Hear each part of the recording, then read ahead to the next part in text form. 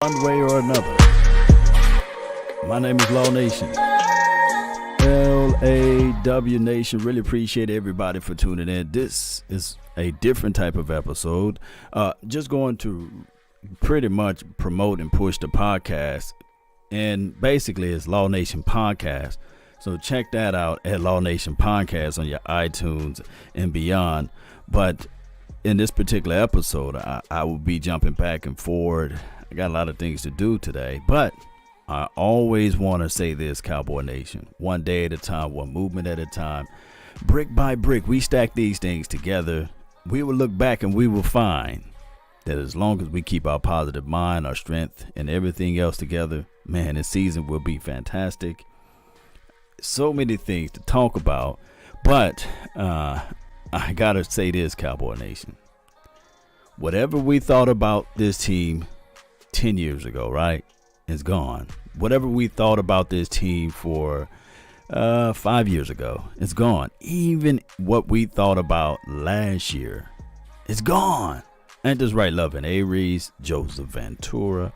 Let this room fill up. Once the room fill up, like I said, this will be a rewind episode. It's going to be a marathon. So if you have not already got your coffee, if you have not already made the breakfast for your lady, or the lady, if you have not made the breakfast for your man, then you can still do so, because majority of the information that will be heard today is already something that we done already discussed and talked about and beyond, right? So I really appreciate everybody for tuning in, and just relax. It's Sunday. And check out my other platforms, Instagram, Facebook. Man, we growing this thing crazy like wildfire, right? Or kids. Right, Loving Aries. Or kids. So let's go. Really appreciate you all. Let's really get this thing going the best way possible, right? Let's go with it. Get it started. Let me explain. The Anchor app is the easiest way to make a podcast. There are creation tools to allow you to record and edit your podcast right from your phone. Anchor would also distribute your podcast, and you can be heard all around the world via Apple Podcasts and beyond. You can make money from your podcast with no minimum listenership. It's everything you will need to make a fantastic podcast all in one place. So download the free Anchor app or go to anchor.fm.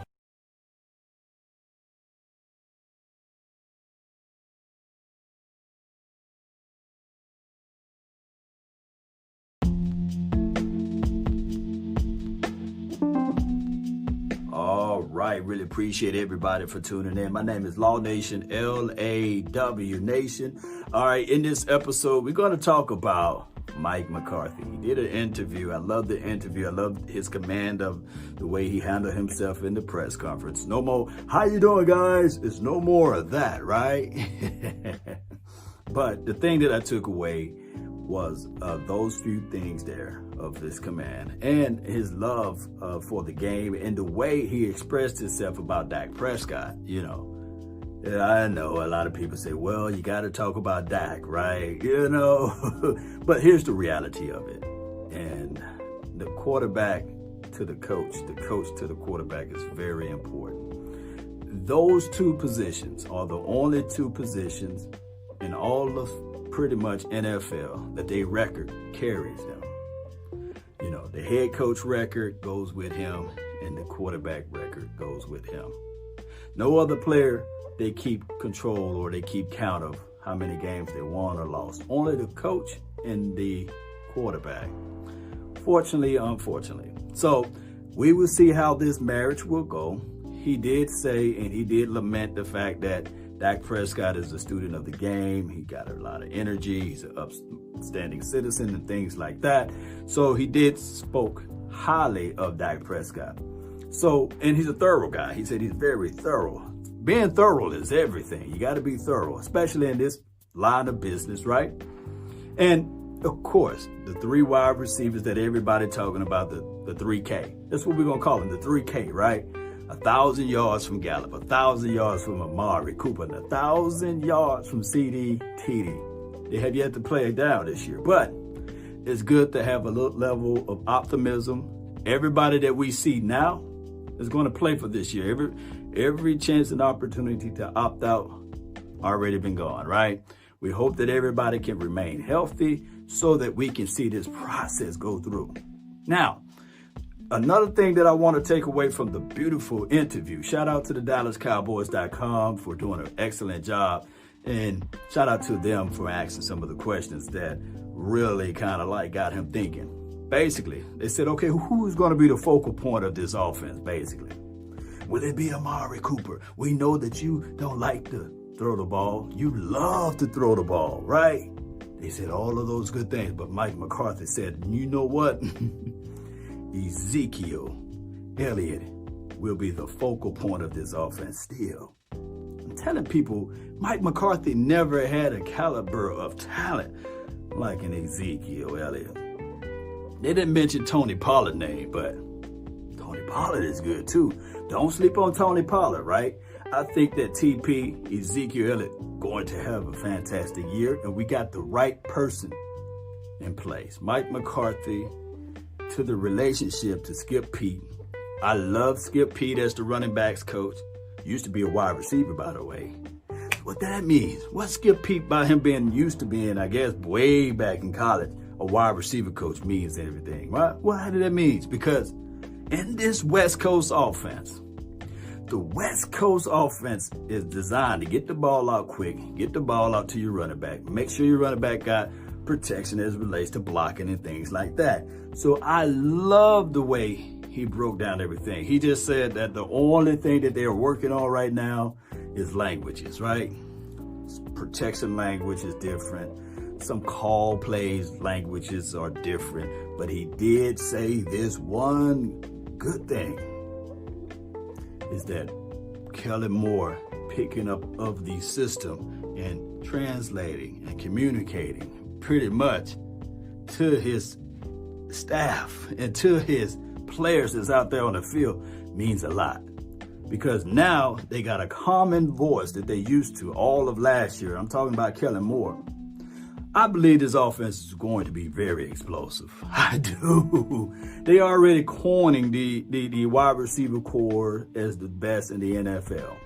Now, you don't win anything, especially during the offseason, by it being the offseason. Man, look, I guarantee you, we probably have like 18 Super Bowls right now during the offseason, right? Paper champs, as they call it.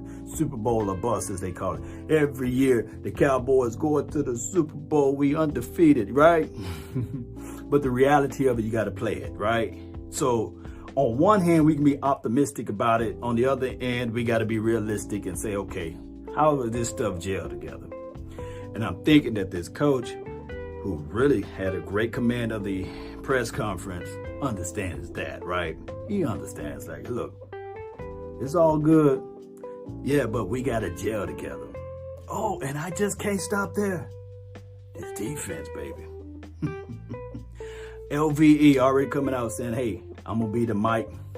I'm feeling better than I felt before. Feel better now than I felt last year. So all of those things works together. And maybe, just maybe, we get what we want out of Jalen Smith.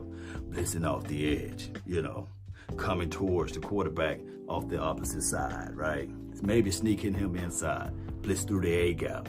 Seeing more blitzing from Jalen Smith. Being that point dog, just going out there, attacking, capturing, the edge. But here's what I like about Mike linebacker. You guys already know that I always say there's 3 tough positions in the NFL. The quarterback, of course, the center, and I believe the Mike linebacker could be the 3rd or 4th hardest position to learn in the National Football League because the tight end position is super hard as well. But I will say this. Even though Jalen Smith played that Mike last year, right? And LVE, he was injured most of the time. But I think that he got some mental reps and he understood, I guess, within the confines of last year's defense, responsibility of what they should do, right? But what I'm trying to say is this is his 3rd year now.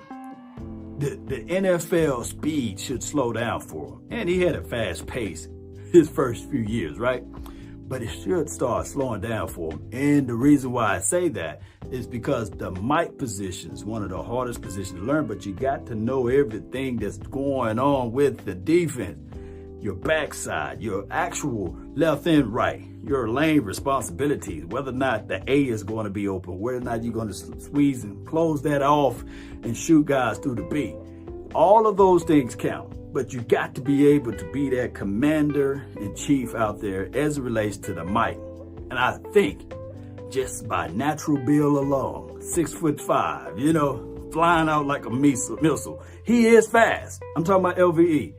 If he can stay healthy, baby, I'm telling you, that Mike linebacker position is right for him. It's good for him. He just got to pluck it now, right? Play it out there. Hopefully, he can remain healthy throughout the year, and we can see a good level of production from him. Remember, if you guys really want to look up a good tape on LVE and how he played, look up that first Eagles game. Boy played fantastic, lights out basically. That first Eagles game. Look it up. Just focus in and concentrate on LVE in that game. Boy was fantastic in that game. Nevertheless, let's talk about the other guys. The high safety look. Clinton Dix. We need for him to really come into this thing without, I guess, preconceived notions of what happened the previous years with the Dallas Cowboys and just own it.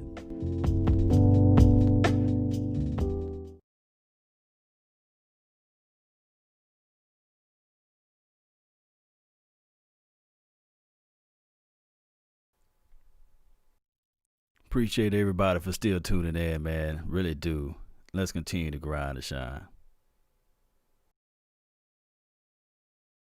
Download the free Anchor app or go to anchor.fm to get it started. Let me explain. The Anchor app is the easiest way to make a podcast. There are creation tools to allow you to record and edit your podcast right from your phone. Anchor would also distribute your podcast, and you can be heard all around the world via Apple Podcasts and beyond. You can make money from your podcast with no minimum listenership. It's everything you will need to make a fantastic podcast all in one place. So download the free Anchor app or go to anchor.fm.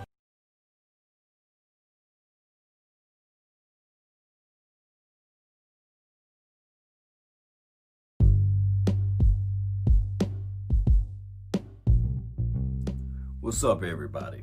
Let's talk about this Randy Gregory. What Randy Gregory is fighting against is war. A battle of Jerry Wayne Jones and Roger Goodell.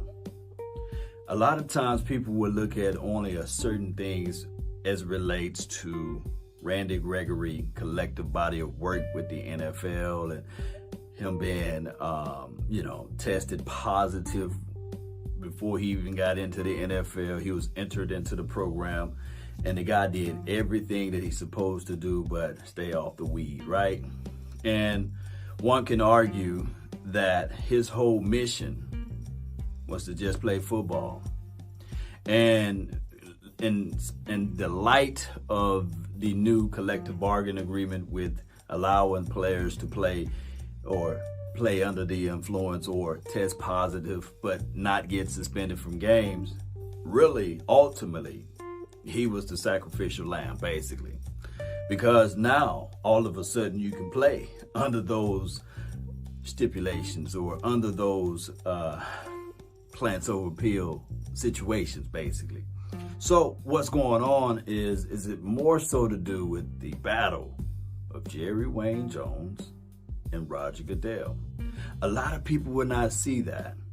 But when I tell people this story right here, those who got money and those who can comprehend well will understand, yeah, we can see it. It's the writing on the wall. And here's why I say this, right? Roger Goodell makes $45 million a year. Let me repeat, $45 million a year. Jerry, in the light of the Ezekiel Elliott situation, wanted to get rid of Roger Goodell. But here's the problem. I know a lot of people are going to say, nah, Law, it's not that. It's just that Randy Gregory is an F-up. That's what a lot of people are going to say. But the reality of it, Cowboy Nation, is that Jerry tried to take $45 million away from him. I'm talking about Roger Goodell. And how he tried to do it is he tried to vote him out, not try to vote him back in. He tried to get with his contemporaries. They was looking at it like, no. Ever since Roger Goodell's been the commissioner, we made money. Our remunerations is growing crazily. Our revenue is crazy. Off the chain. Hey, some of the stuff that we used to get hit with, this guy is stepping in front and taking the bullet. Good old Roger brought in so many things for our organization. In real talk, in real reality, one can argue this right here. If it wasn't for Jerry, those same people that's crying, saying, hey, Roger Goodell is bringing all of this sauce. No, it was Jerry in 1996 or 97, I believe, when he sued the NFL and ultimately won. I think it was like upwards of $96 million. He won. He beat the NFL. That's why when you go into those beautiful stadiums and when you see those nice Nike jerseys or Reebok jerseys, if it wasn't for Jerry, people will be looking at teams with Rodell, basically. Shout out to Rodell, though, by the way. But the reality of it is that Jerry sullied the Cowboys organization and brand since then. We don't get favorable calls. A lot of times people try to twist the narrative and say, hey, this is America's team. They're supposed to be able to win. But we've seen time and time again. And I know I'm going to sound like a conspiracy theory type of guy. And everybody going to be looking at it like, no, the Cowboys suck. They own all of these primetime games. And primetime or no time. The catch, no catch from Dez Bryant. 4 years later, he actually caught the ball, right? The elbow in the ground with Ezekiel Elliott. So to appease the Saints, we're going to call crazy pass interference calls against the Dallas Cowboys on the offensive side of the ball.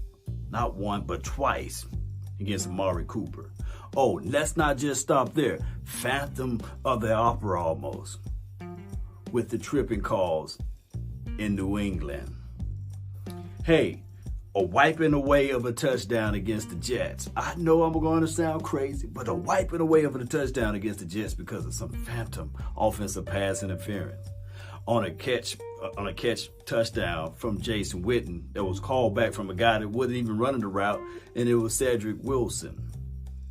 That we've seen that play over and over and over and over again. I cannot make this stuff up, but the focal point right now is how can I stick it to Jerry one more time, one good time. And I do know that the media and everybody's just going to gloss over and say, well, he didn't put his paperwork in on time. He didn't have this in on time, that in on time. He failed another test and we want to keep the old rulings in place. It's pandering. Case in point, in 2016, Cowboys going into the playoff or what have you. Let's bring good old Randy Gregory back at the tail end of the season. When the playoff hit, we don't know whether or not he can continue to play. What the Cowboys had to do, they had to let go somebody just to make roster room for Randy Gregory. And then when we said, okay, let's bring this person back, we can't do it now,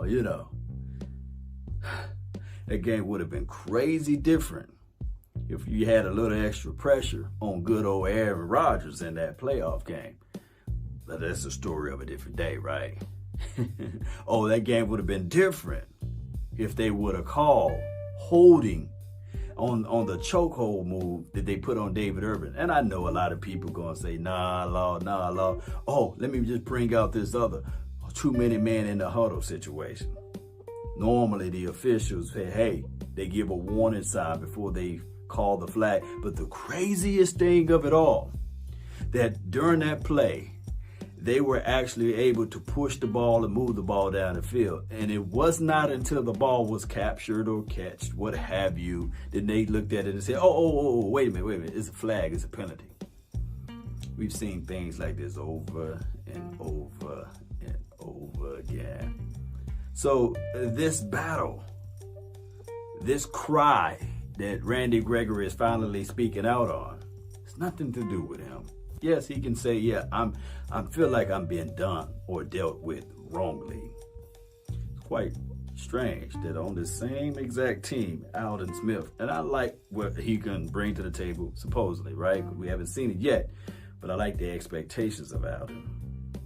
But his transgressions were a whole lot worse than what Randy Gregory ever done, right? I'm talking about going into the airport, yelling bomb. I think that's a federal offense. DUI, hitting certain situations by being impaired. We don't see stories and news lines about that. Or the Tyreek Hill situation. Not trying to sully or denigrate the brother, but all it takes is for you to Google a few clicks of Tyreek Hill. And there is an arrest for Tyreek Hill. You can't find an arrest for either Ezekiel Elliott nor Randy Gregory. But we see how this stuff is going. And I do know that a docile brother, because he's more docile, this is his first time speaking out. And Ezekiel Elliott fell under that same umbrella of being docile in a sense of not really speaking out against the commissioner or against a certain situation that they were thrust upon. But that's a story of a different day. Hostility is a situation where it's good in certain factors, but at sometimes if you're not making noise, then that wheel won't get the oil, basically. So what I'm trying to say to everybody, that when Roger Goodell get off his high horse and reinstate Randy Gregory will no longer be on that bad boy list because they fooled around and messed up. And say, hey, you can play now. Or we'll just fine you if you find out that you've been under the influence of marijuana. Whatever the rulings is, I don't have it right in my back pocket or my mental mindset. But you guys get what I'm saying, right? So what I want to tell everybody is this right here. We Cowboys fans out here, we understand what's going on. I know a lot of people will look at this and say, well, he just homering this thing up. You know good and well Randy Gregory is not that great or that good. I'm telling people right now that band, and if you can just stay out of the man's mental mind and let this guy just play the game that he loves, and you can pack on top of the good stuff that he can bring to the table, you better watch out, because this is going to be a rude awakening. I love the fact that he's now finally voicing his emotions and his opinions and putting it out there. I can't wait to see what they're going to do with this whole situation since he's spoken out on it. Now, I do know that the NFL can look at this thing and say, well, we got so much paperwork. We got to go through all of this stuff. It's quite strange and funny that, what's this guy named AB? Antonio Brown, that they can make a ruling in a statement. So somehow, don't piss down my back and say it's raining, right? And expect for those who not educated and knowledgeable of the situation. So you can come down with a ruling for Antonio Brown, which that must have been a more desiring need to go out and say, okay, this man is suspended, what it was, 6 or 8 games? But you can't handle your business with the paperwork and everything else with Randy Gregory?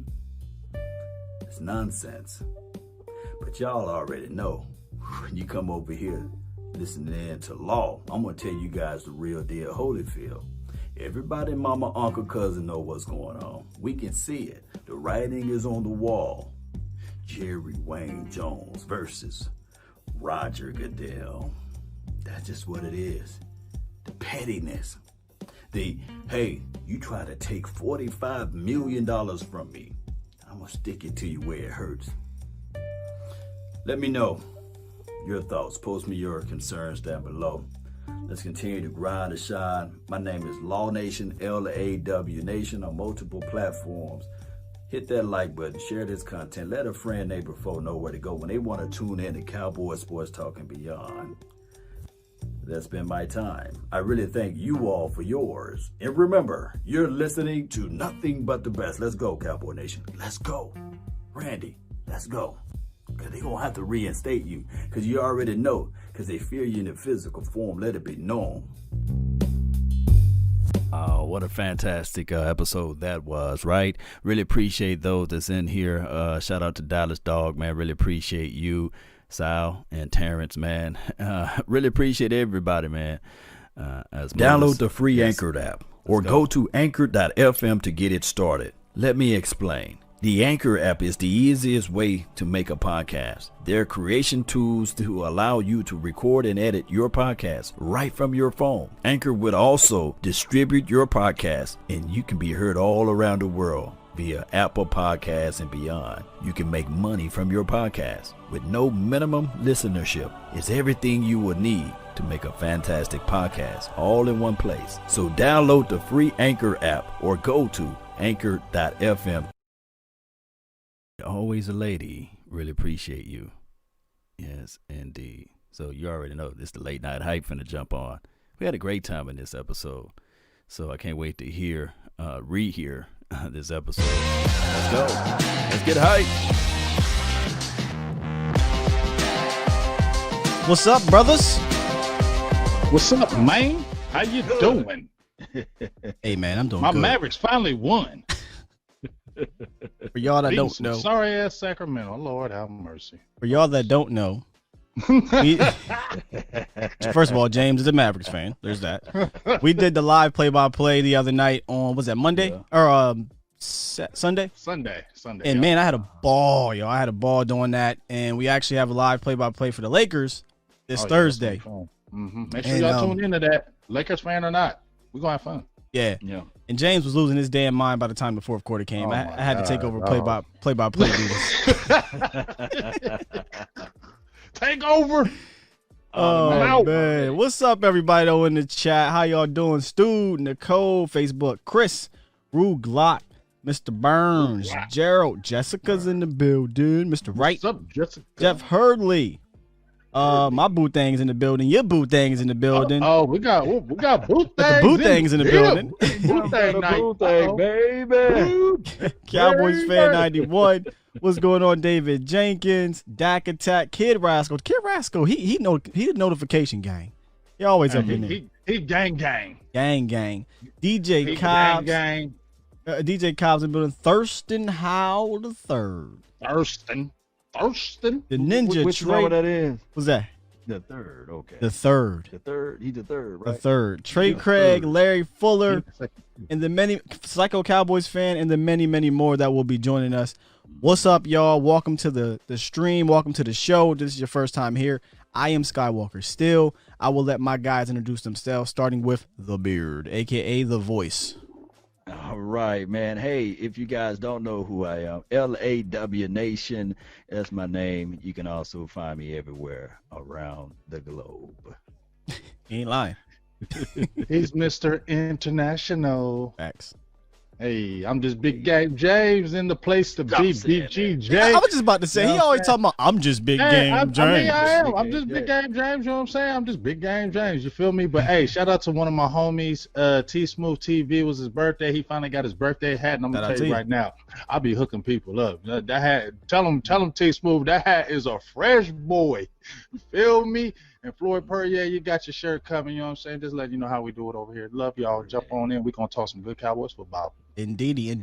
And if you haven't yet, make sure you already smash that like button, share the content, and get ready to comment and call in, because the lines will be open here in a quick second. Are y'all ready for the day? We ready for the day. Let's do it, man. Before we get all the way going, I'm sorry, I apologize. There you go. We was right to get it all crunchy. I gotta give Vicky a shout out, man, because for the holla. Off the top rope. I'm not talking about tax-free money cash app. She dropped 75. Woo! I'm like 75 for your mind. Oh, that gets a clue by 75. Holla. Yes, indeed. Shout out to you, Vicky. Hey, y'all can top it. Hey, you can top it over here. Hey, I'm gonna say one last thing for you. I'm gonna bounce off of you off the top. I'm sorry. I'm gonna bounce right off of you. But I just want to say this: Boss Cowboys, when we did a show, and you did a killer show with them. Skywalker, just want to give you props on that. Y'all did a great show. But when we did a show, he said one thing, and it just resonates with me. He was like, listen, when you talk about those donations and the hollers, it keeps our free speech, and that really meant real stuff to me, because when y'all donate, it keeps us with our voice. It keeps us free from the mainstream where they have control because they have the money, and we may like it, but we're going to control us. We run this.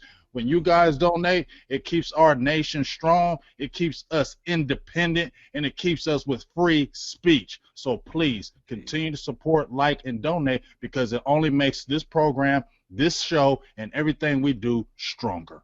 Facts, man, facts. And real quick, shout out to my guy DHC Matty Ice, back in the membership house. I remember he was there. He came up to back in the membership house. Shout out to you, my guy. Appreciate you, man. Appreciate you.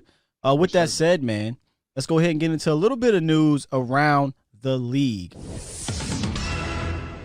All right, check it. I love that. You like that? I love that. Dope.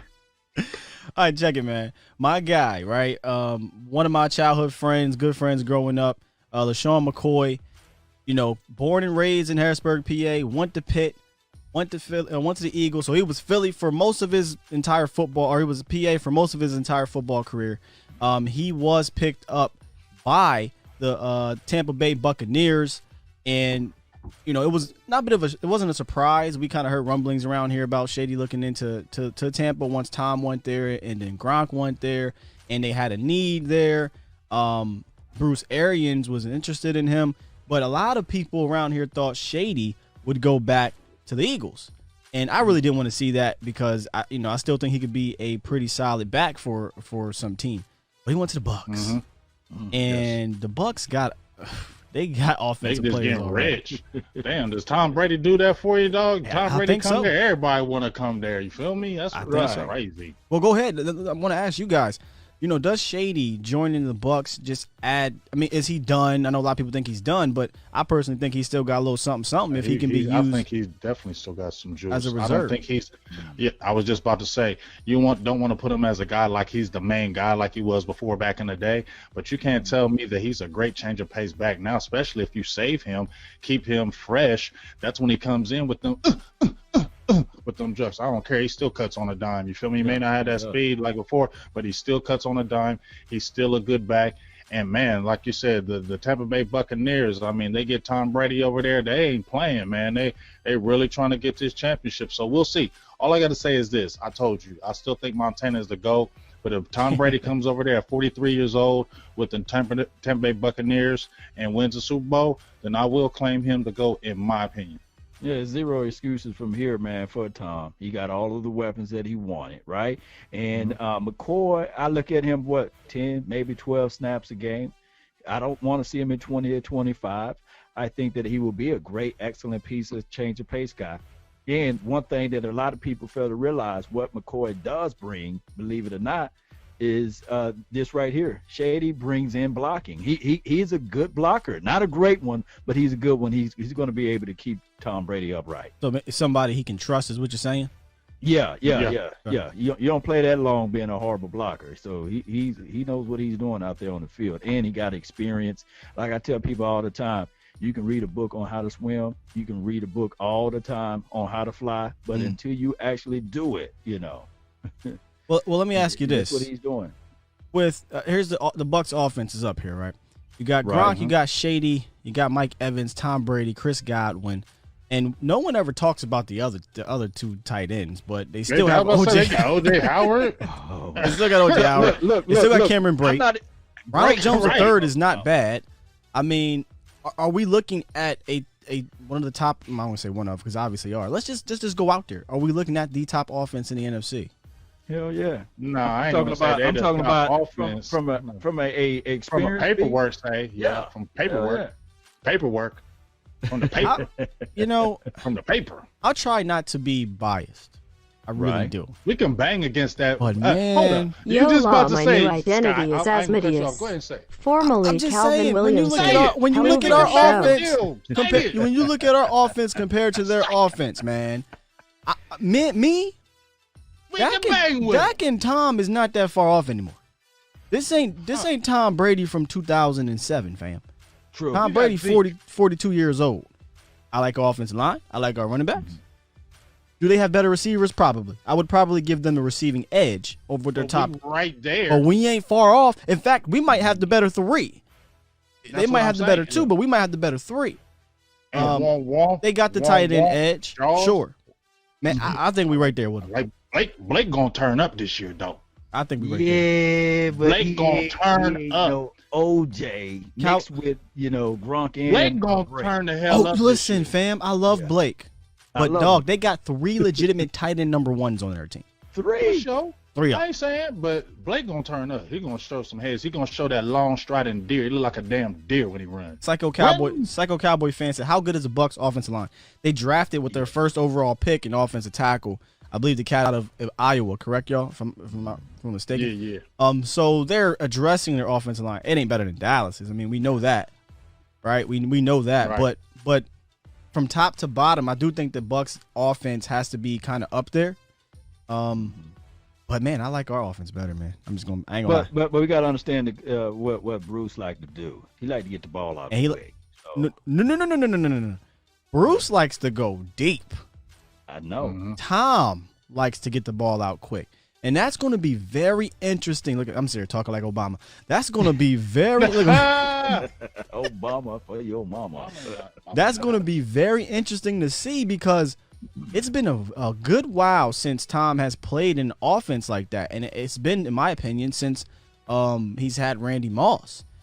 After Randy left, they went all the way short stuff, quick stuff. The Edelmans, the Welkers, types, the running backs and all that. But this is going to be interesting because Bruce Arians, you go listen to Bruce talk about offense, he likes to get the ball down the field. And they got 2 big wide receivers that love getting the ball down the field. They got a big tight end and a fast athletic tight end and O.J. Howard that likes to hit the seams and get downfield. Can Tom Brady do that at 42? Yeah, he's 43. 43. It's just that he didn't get the name or imprinted on him.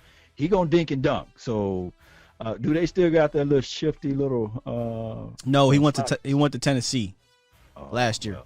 I know you're talking about. No, you see that's the only thing is the chemistry aspect of it. We know Gronk, he's long in the tooth. We haven't played in a minute, so it's just going to be a O.J. Howard show and Godwin, and maybe Evans will be the 50-50 guy. I don't know how that all is going to gel, especially by them not having preseason to get on the same page. Remember, Tom Brady was the guy that played every preseason game, right? I believe so. Here's what I think they do have though is that you got a very heady, experienced quarterback. Like you're not. This isn't a rookie or a second-year player. This isn't Kyler Murray who probably needs that preseason. Let's be real, man. Gronk and Brady they can wake up out their sleep and go play out. Not after playing for 2 years. They can go do that. Let's be real. Mike Evans is not going to be running no precise routes. That's not his game. No. Chris Godwin's not going to be running no precise routes. That's not his game. Their game is put the ball in their area and they'll catch it. Gronk, like I said, we know the relationship they have. And if I was O.J. Howard, I would be following Gronkowski around in that film room and all that good stuff. And Tom Brady, all that. Because he can make some money this year as a second tight end. He could. My opinion. But is their offense better than ours? No. All right, let's get into this second. It's not really news, but it's just weird. I'm just gonna let the picture explain itself. Just look at this. Jason Witten on the Raiders. Who gives a hell? It's weird. It just looks weird. The pictures came out. I completely forgot that this man was still in the league. Right. Until I seen these pictures. Kind of touch on a little bit of his legacy here in Dallas right quick, and then can he still be productive over there in Oakland? And will he even be the tight end one over there in Oakland? We know he had a sponsor here in Dallas. Ain't got no sponsor in Oakland. Rob Marinelli ain't a sponsor, fam. But, hey, Whit, appreciate what you did here. But do you guys think he'll be a productive tight end over there in Oakland, or is he going to be more of a coach / tight end 2? James, take it away since you're very opinionated. Well, I'm going to just tell y'all right now, please, y'all forgive me, But, I don't give a hell that Witten gone. I respect what he did. You know what I'm saying? He's a Hall of Famer. He's might be in that Ring of Honor, all that good stuff. But them last few years with Dallas, I wasn't feeling that. So, you know what? It don't look crazy to me. You know what I'm saying? Do I think he's going to be effective over there with Oakland? I think he might have a, Jay Farm said Las Vegas, not Oakland. My bad. My bad, Jay Farm. I forgot Las Vegas. I got to get used to Las Vegas Raiders. Sorry, y'all move every 2 years. I can't never figure which y'all LA, y'all Oakland, wherever y'all. But, I mean, do I think he's going to be productive? I think he's not going to be one of them guys who, he's going to get 67 catches. But I do think he can get about maybe 30, 40. It really depends. We'll see. He's still going to be the pity patter, not getting anything yards after catch. Maybe he'll catch something in the red zone. He might be effective right there because you might not be looking for him. But, I mean, Jason Witten, hey, dog, do your thing, Jason. But it's Blake Jarwin time over here. And ain't nobody crying that you gone. Hell no. I damn sure ain't. I mean, Jason Witten. He's an experienced builder, progress stopper, and Waller, he was balling out last year for the Raiders. He better not stop Waller from. He gonna slow that brother all the way down like a paperweight. You think? I think so. I think so. That people fail to realize Witten is a extreme competition type of guy, But he ain't better than Waller. He can do 5 push-ups, he can do 6. Let's go. Hit 10, him with the howl off. That's just Witten. I think that he's more so going to get in the way. I also think that Waller is a up-and-coming rising star, but it just, Witten going to be in the way. I think he's going to take shouldn't even smell the damn field. Yeah, he shouldn't, but shouldn't even got over there. You know what I'm saying? He probably went over there. Hey, come on, man, please, dog. I got 1 year. I got 1 year. I got a year. Come on, man. I can be a head coach on the field, just like Scott said. I can coach on the field too. I can do a lot of things. Y'all feel me? And stop. Yeah, no. If Jason Witten goes to Oakland and becomes a progress stopper with Waller there without Jason Garrett, dog, then he must have had a ridiculous offseason. He must be showing the hell out in these camps. He must be showing the hell out in the first week of the year because Waller is 1 million times better than Jason Witten right now. No knock on Jay Witt, but I'd be shocked as hell if he does that, man. He has no sponsor, Law. Unless Rob Marinelli go in there. Hey man. Rod gonna go up in that joint. He still can do it. He still got something left in him. He's winning. Show him how to turn up on my defense. I don't even know if he talks like that. I'm just he talk like his back hurt. But I tell you what, man. Psycho Cowboy said something here that was that's exactly how I wanted to segue. He said with Witten not being here, that just goes to show you that Mike McCarthy has a little bit of say, a little bit of power per se, in the Dallas organization right now. Yeah. And I mean, what do you think about that? Because I think personally the reason why he's not here is because McCarthy doesn't want him. And if Garrett was here, he'd still be here. Is that fair to say? Before we expand on that, my dog Toby over here on the Facebook group says the Gruden grinder know how to use Jason Witten. Now, if Jason Witten start running vertical route, what's know how to use Jason Witten can't run he can't go 20 yards downfield. You already know the route. What if they send him? He got 3 routes. Slow go Witten, baby. 7 and in, 7 and out, 7 and turn around, box out. Yeah, straight box out and pity pat. I don't know what else he can do. I mean, I'm not trying to come at him, but I just don't know what else he can do. But neither here nor there. Go ahead with the other topic. The Reaper said, what happened to Witten's Monday Night Football? Man, that piece had me like, what the hell? He had that hair, and then he came into camp bald. I'm like, whoa. Yeah. What happened, Jason? I kind of seen that like 4 or 5 years ago when he would be on the field. You know how he be sweating and everything, and he goes smooth and slick at the top. Yeah. And then when the press conference, it's all fluffy and brilliant. I said, how in the world he do that? What kind of mad science is this? How he do that? You ever see that Stephen A. Smith GIF when he was on the radio? How do you do that? How'd you do that? It's funny. But no, man, Mike McCarthy definitely, I think, has a lot of say in what's going on in Dallas right now. And he finally spoke to the veterans. I'm not sure if you guys seen that, but we'll play the video clip here and let the viewers listen into what Mike McCarthy had to say. Here you go. All right.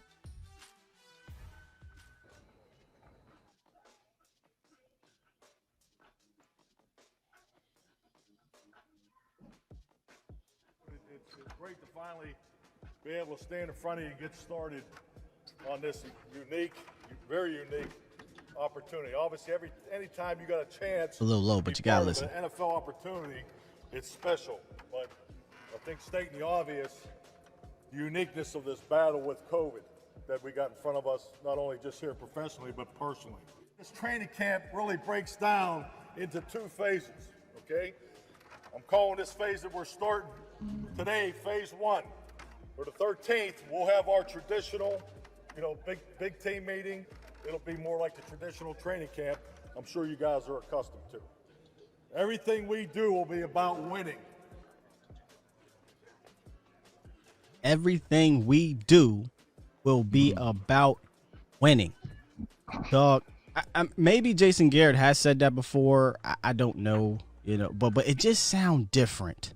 It just feels different when Mike McCarthy is talking. When I don't know. Is it me? Am I just overreacting? No, am I just happy that Jason Garrett is gone?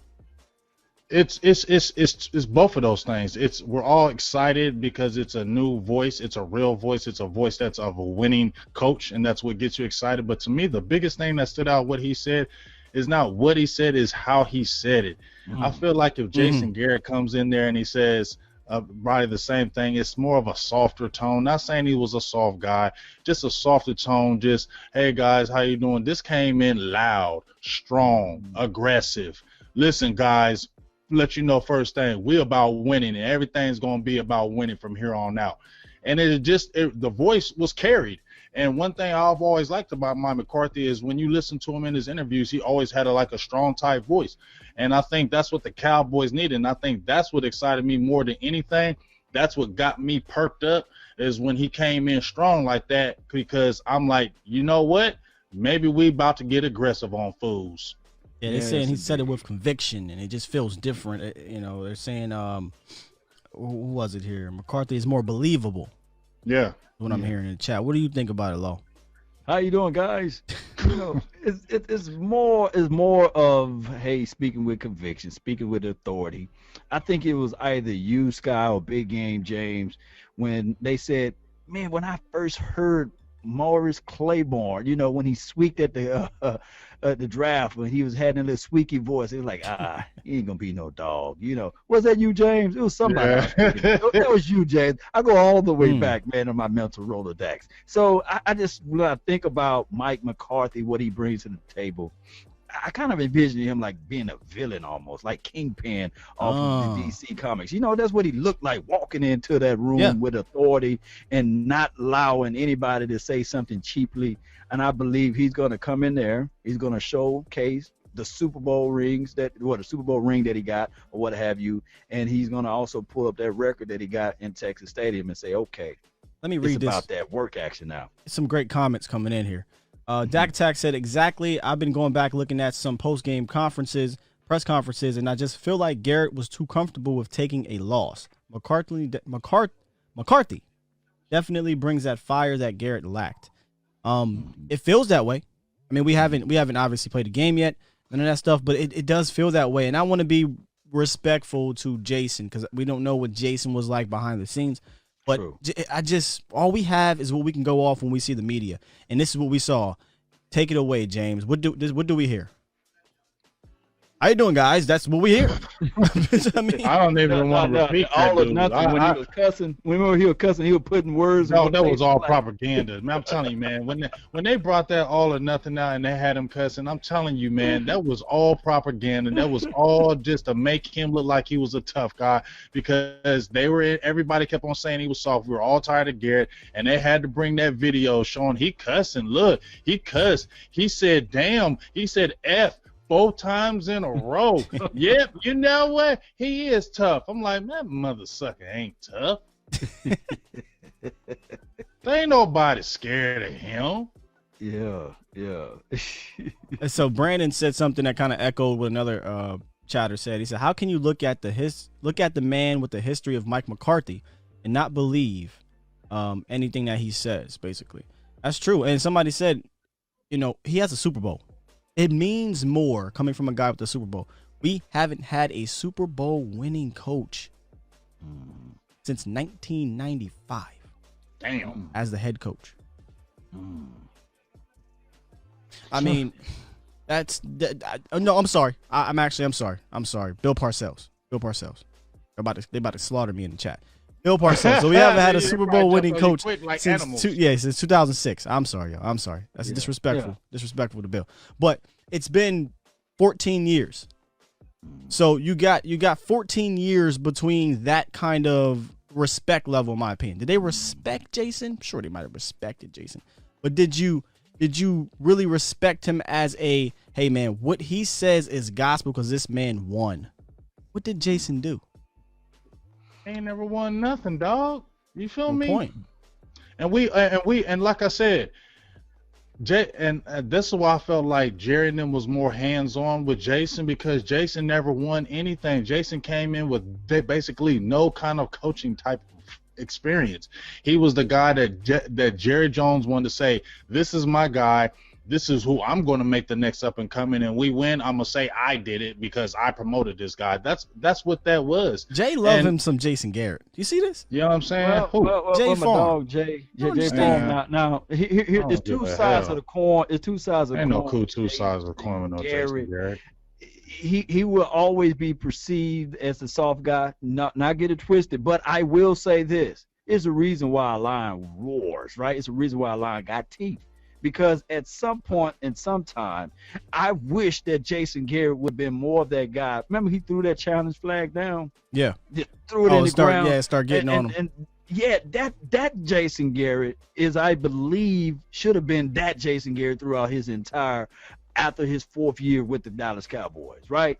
But we as fans that pay a lot of money, that go to these games, support this team, fighting the other fan bases about this coach, we deserve to see somebody with passion. We deserve to see somebody that can speak and identify with our struggles to the media, Yeah. But Jason Garrett was the guy like a doormat, always laid down, the rug that everybody walked on. And even though he goes into the closet or the corner and call out the players in the locker room with nobody being seeing it, it's time out for that. We want to see that action on the sidelines.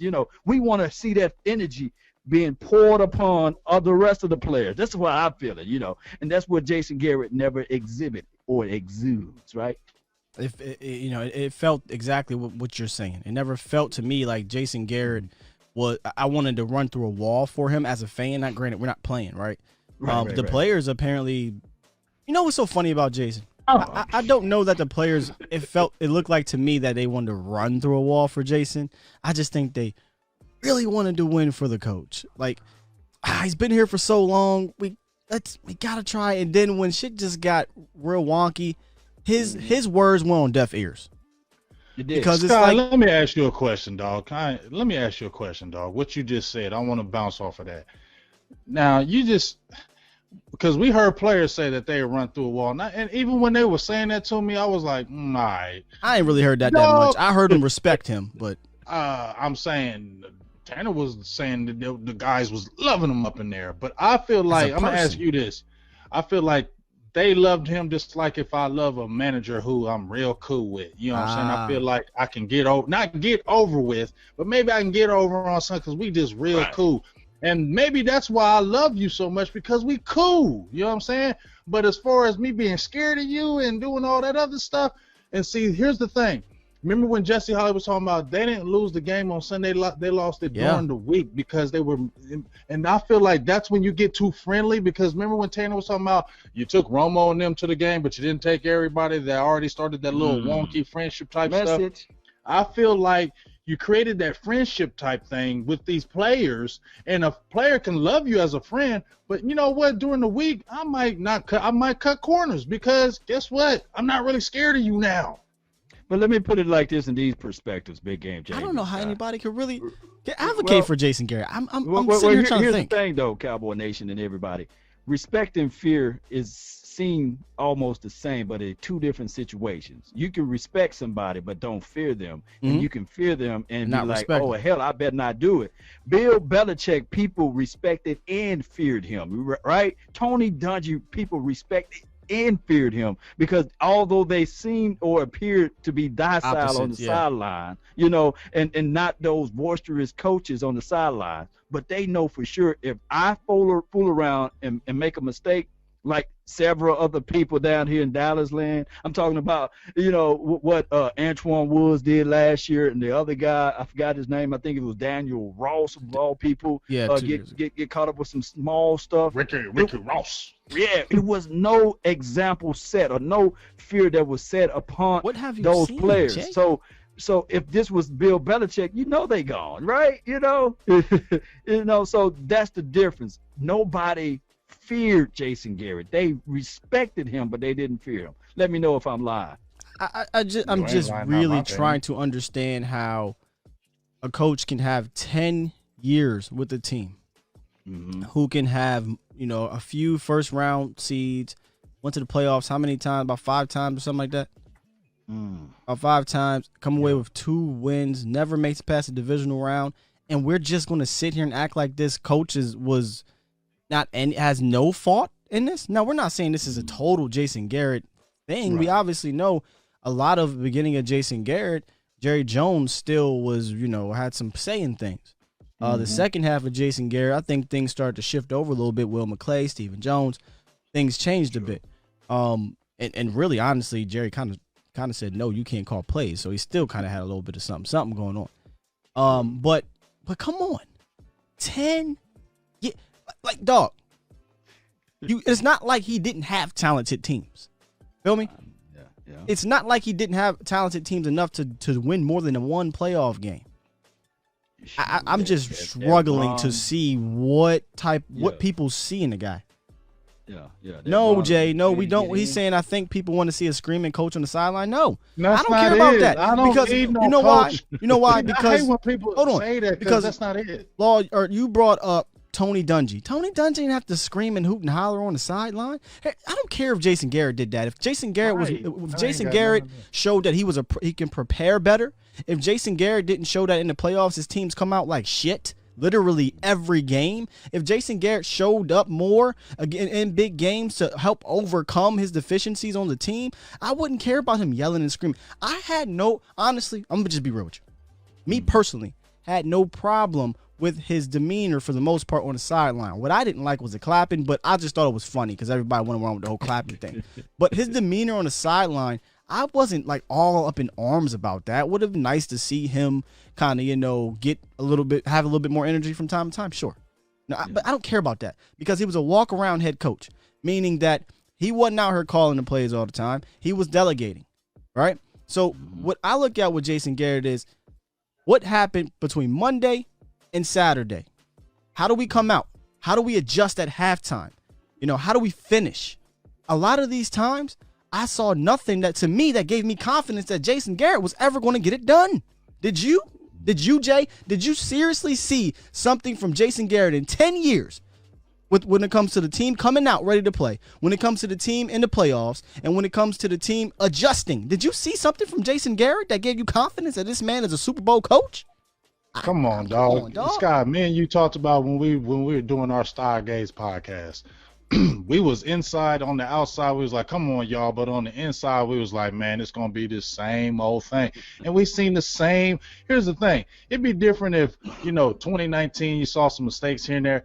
But every single year, it's the same mistakes. It's the same mental mistakes that killed Dallas. Like we said, we hated when Stephen Smith said Dallas was an accident waiting to happen. I feel like they was an accident waiting to happen. What's the excuse last year, Jason Garrett? What's the excuse last year? To everybody though, with Jason Garrett is this right here. You can't count. You can count literally on your hand in 10 years the games that we got blown out on. It's not 30 games we got blown out on. But he always played down to the level of the team. I was about to say that's not really a positive thing. Right.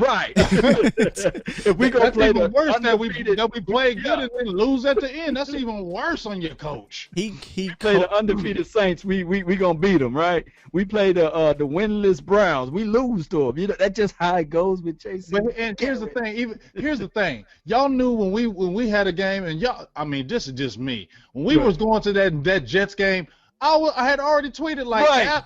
We had the show, James. We had the show. Just happened to come and we did a show on that. Me and Scott did a show on, and we told him too. Sam Darnold was activated. It's going to be that game. We both said it midweek during the show, and what happened, Scott? Right. We saw what happened. We said Dallas was going to do this because this is what to go to your point, Law. I'm not going to sit here. Dallas does. I'm not going to sit here and lie. I didn't think we'd lose, but I said if we come out here and bullshit because of the injuries, we can lose, and we did. We did lose. I challenge everybody during the Coach Garrett era. Have we ever been up by 21 points, 20 points, and you feel bold enough to stop watching the game, get in your car, to cousin?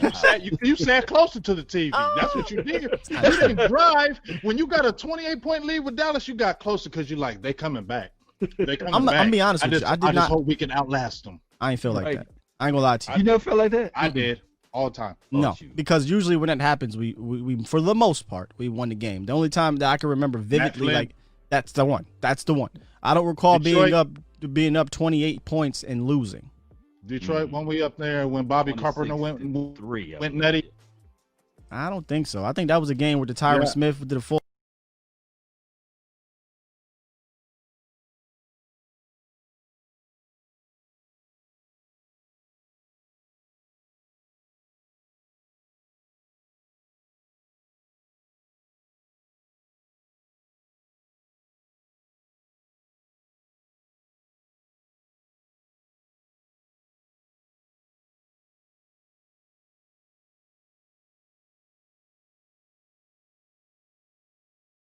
Jessica said the devil mad at us.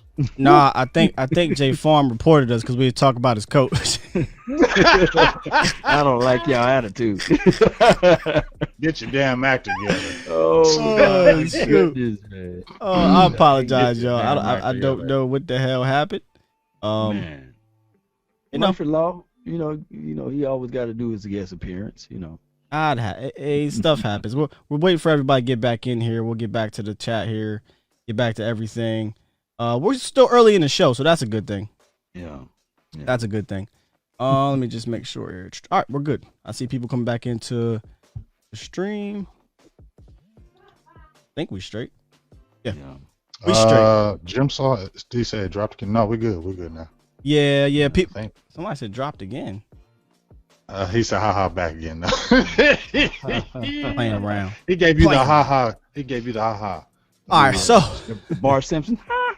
Remember that? I think what it was, like you said, man. You know, the last two times I think it messed up when we talked about Steven and we talked about Jason. It did. We might have to stop talking about Steven and Jason Garrett, fam. Rebuke us in the name. We might have to stop talking about him. But let's talk about Mike McCarthy and what can help us win. Because he said everything is about winning. And Amari Cooper came out today, and he said a lot of things today. He had his little, I don't know what you want to call it, a little powwow with the media or whatever. I don't know what you want to call that. But one of the things that I found out that he said here was that he had him and a number of offensive players have been working out pretty consistently together on their timing with quarterback Dak Prescott, and those workouts have been at Dak's football field that he had been put in at his home. He also said that CeeDee Lamb is picking up the offense greatly, and that he's a quick learner and fundamentally sound, and he believes that the Cowboys could have 3 1,000-yard wide receivers. That's pretty bold. A tray of them. 3 1,000-yard wide receivers. So what I want to kind of present to you guys and to the nation out there, one, is that possible? You know, with an Ezekiel Elliott in the backfield, is that possible?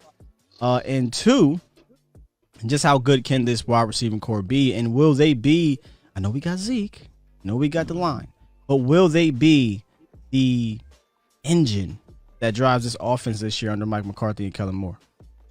Go. Yeah, I gave you some tough ones. Yeah, you sure damn did. I was reading your words very slowly when you were talking. Yeah, there's a lot there. Yeah. First of all, as far as that offense goes, I definitely think it's possible because we already saw that last year with 1,000-yard receivers with a Jason Garrett and a first-year offensive coordinator in Kellen Moore. I think that you're going to have a Mike McCarthy who, number one, he loves to throw the ball, and I think him and Kellen Moore are going to work together, real cerebral approach, and really get Dak's game to really blossom. So I don't see any problem with it. We barely missed it with Randall Cobb, and we saw that he had a couple drops, and we seen some penalties, take some plays back that took him away from close to getting 1,000 yards. And when we're talking about CeeDee Lamb, I mean, we all agree that he has that inner dog, that inner lion in him. And I really feel that when you got a third year, well, this will be the third year with Cooper, right? With Dak and Coop, right? It'll be the second year with him and Gallup, so they know each other now. You get what I'm saying? I think that's huge. They know each other now. They're really into each other. Another year of Blake Jarwin. You guys are molding pot. And just like you said, CD's a good learner and a quick learner. I think he's just going to blossom under them because it's going to be a spread around type offense. So I definitely can see those 1,000-yard receivers. I don't know if it happens. I like the expectations. I think it'll be a little lower for CeeDee Lamb. I don't think he gets 1,000 yards his rookie year. I think he gets big yards here and there, but I don't think he gets 1,000 yards. I think a Blake Jarwin's really going to get some of those yards. I think a Tony Pollard, and I think Zeke Elliott is really going to be used differently with a Mike McCarthy. So it's great to sound, and it could happen, but I don't think it will happen this first year, just in my opinion. Good stuff, man. And just to piggyback off what you're saying, James, I just don't think it's going to happen because you got the Blake Jarwins and you have the Tony Pollards. I think if this offense want to be a well-tuned machine or a well-oiled machine, I think that they will have to spread the ball around. They have to dictate what the defense is doing now, especially when they line up. And of course, if they're going to do 8-9-man boxes, to slow down Ezekiel Elliott, it's just all a plus for this offense as it relates to throwing the ball. I think that what Dak Prescott improved on last year was taking advantages of the one-on-ones, especially on the outsides, attempting to throw the ball deep and letting them pay. So I think that he become better on that. Scott, did you mention this right here that he actually created got a football field built in his backyard? Yeah, I mentioned that from the tweet that's dedication. That I believe, was it Jane Slater? Jane Slater had talked about how Dak Prescott, well, not Jane's talked about it, but, people just noticed, first of all, in the video that he did, that Dak Prescott had a football field constructed in the back of his house. I think football and golf. And that's where they've been working out lately. Now, beforehand, they were working out other places. We saw some of the pictures and videos of that. But yeah, you can never question this man's work ethic. You can't. Right. And I had posted a tweet that said this was something that I think was key to kind of hear, because a lot of people were under the assumption that the offense could struggle a little bit because they don't have enough time to kind of gel. But to hear that they've been working together on specifically their timing, I think is important. And we know that Dak doesn't need much time, right? Randall Cobb came in off the street. I shouldn't say off the street, but as a free agent. Now he had preseason and what have you. But year one, boom, they clicked. Amari Cooper came in the middle of the year, had like 2 practices with Dak Prescott, and out the gate went off and exploded and ever since then, they've been one of the best 1-2 punches wide receiver quarterback in the league. So I don't think Dak is going to need a ton of time to gel with a CeeDee Lamb, because let's be honest, it's only CeeDee Lamb. Right. He has 2 years under Michael Gallup. He has 2 years under Amari Cooper, or 1.5 years under Amari Cooper, and we know the connection they have. Blake Jarwin's been here his entire career, right? So it's not like his offensive line's been here. Ezekiel Elliott's been here. Tony Pollard's been here. It's not like he needs he has 5-6 different weapons he has to get used to. He doesn't. It's CeeDee Lamb. That's And let's be real. CeeDee Lamb, he's going to be singled up likely every single snap. How can you not? Yeah. Right? Like, he's going to be singled up. So you're really not, he's going to be open. I'm going to just be real. CD's going to be open. Yeah, that's the main thing. I can't wait to see how the defense slants are going to look, trying to line up to stop that. And I think the first thing that they're going to do is try to have Dak Prescott to throw. That's what they're going to do. Because if I'm the defensive coordinator, I'm sitting there saying, okay, I'm going to make the Cowboys one-dimensional. I'm going to shut down the run, stop the run, and everything else will work its way out. I'm going to have to let this guy burn me up. And that's probably what the LA Rams are going to roll out week 1.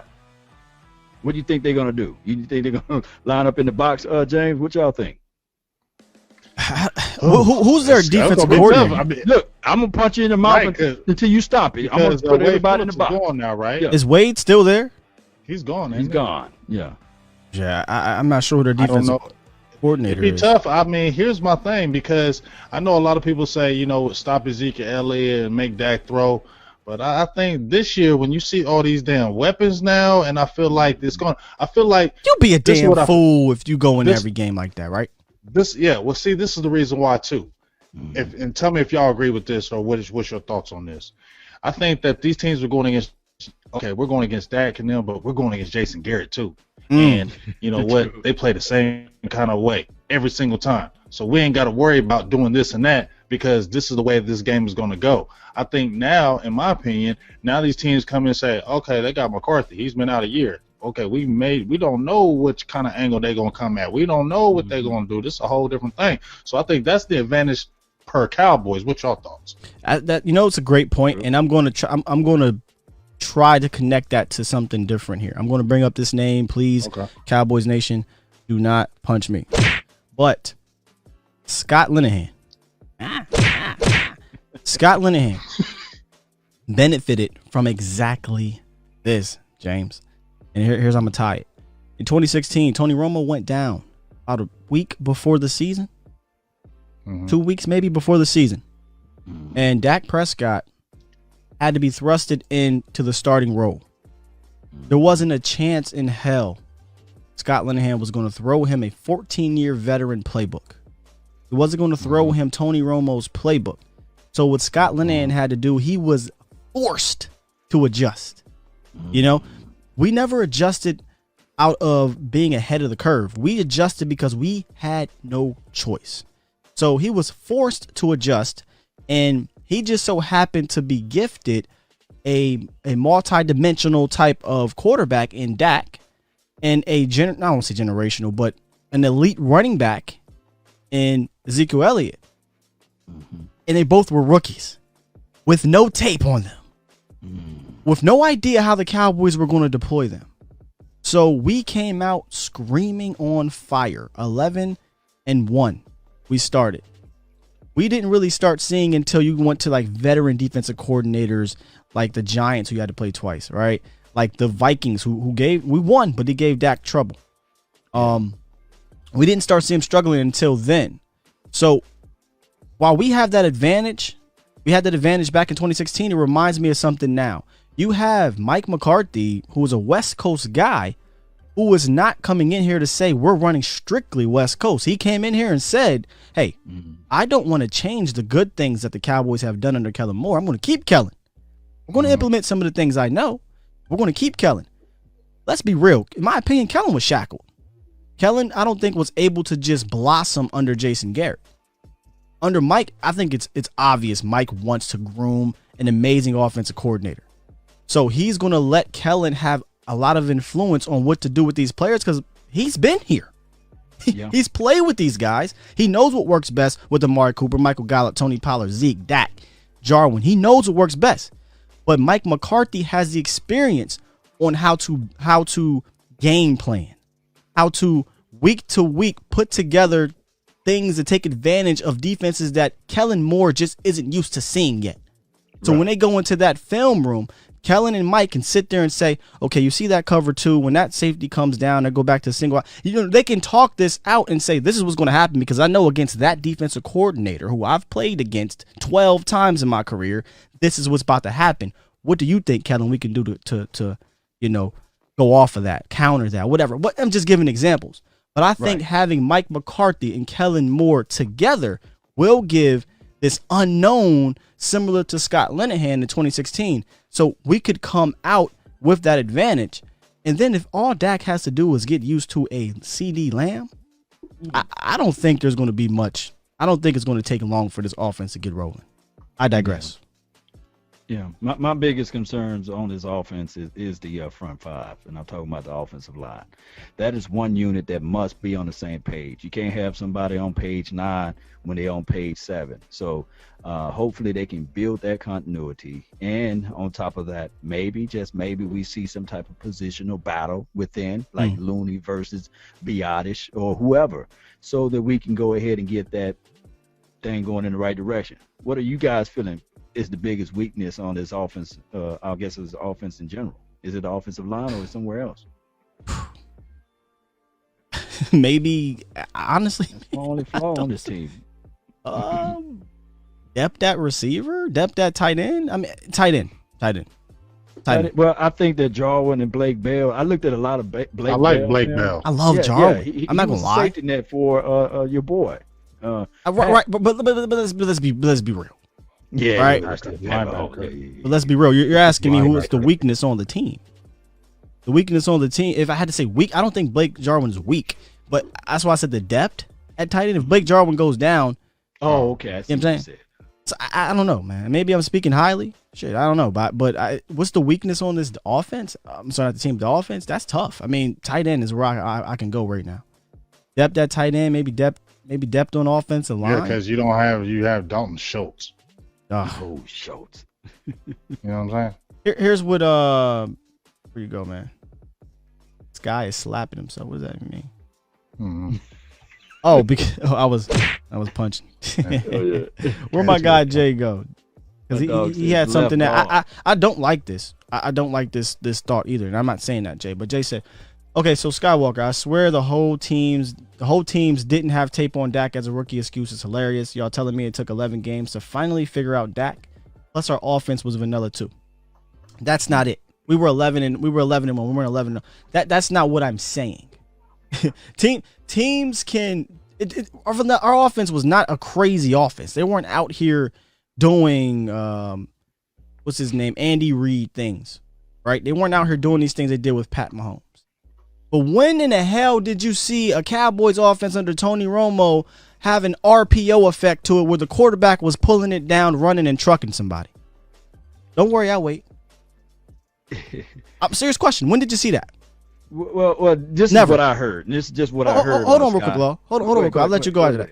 So it's not so much the complexity of it. It's the actual simplicity of what the Cowboys were doing with a multifaceted quarterback and an elite running back and an elite offensive line.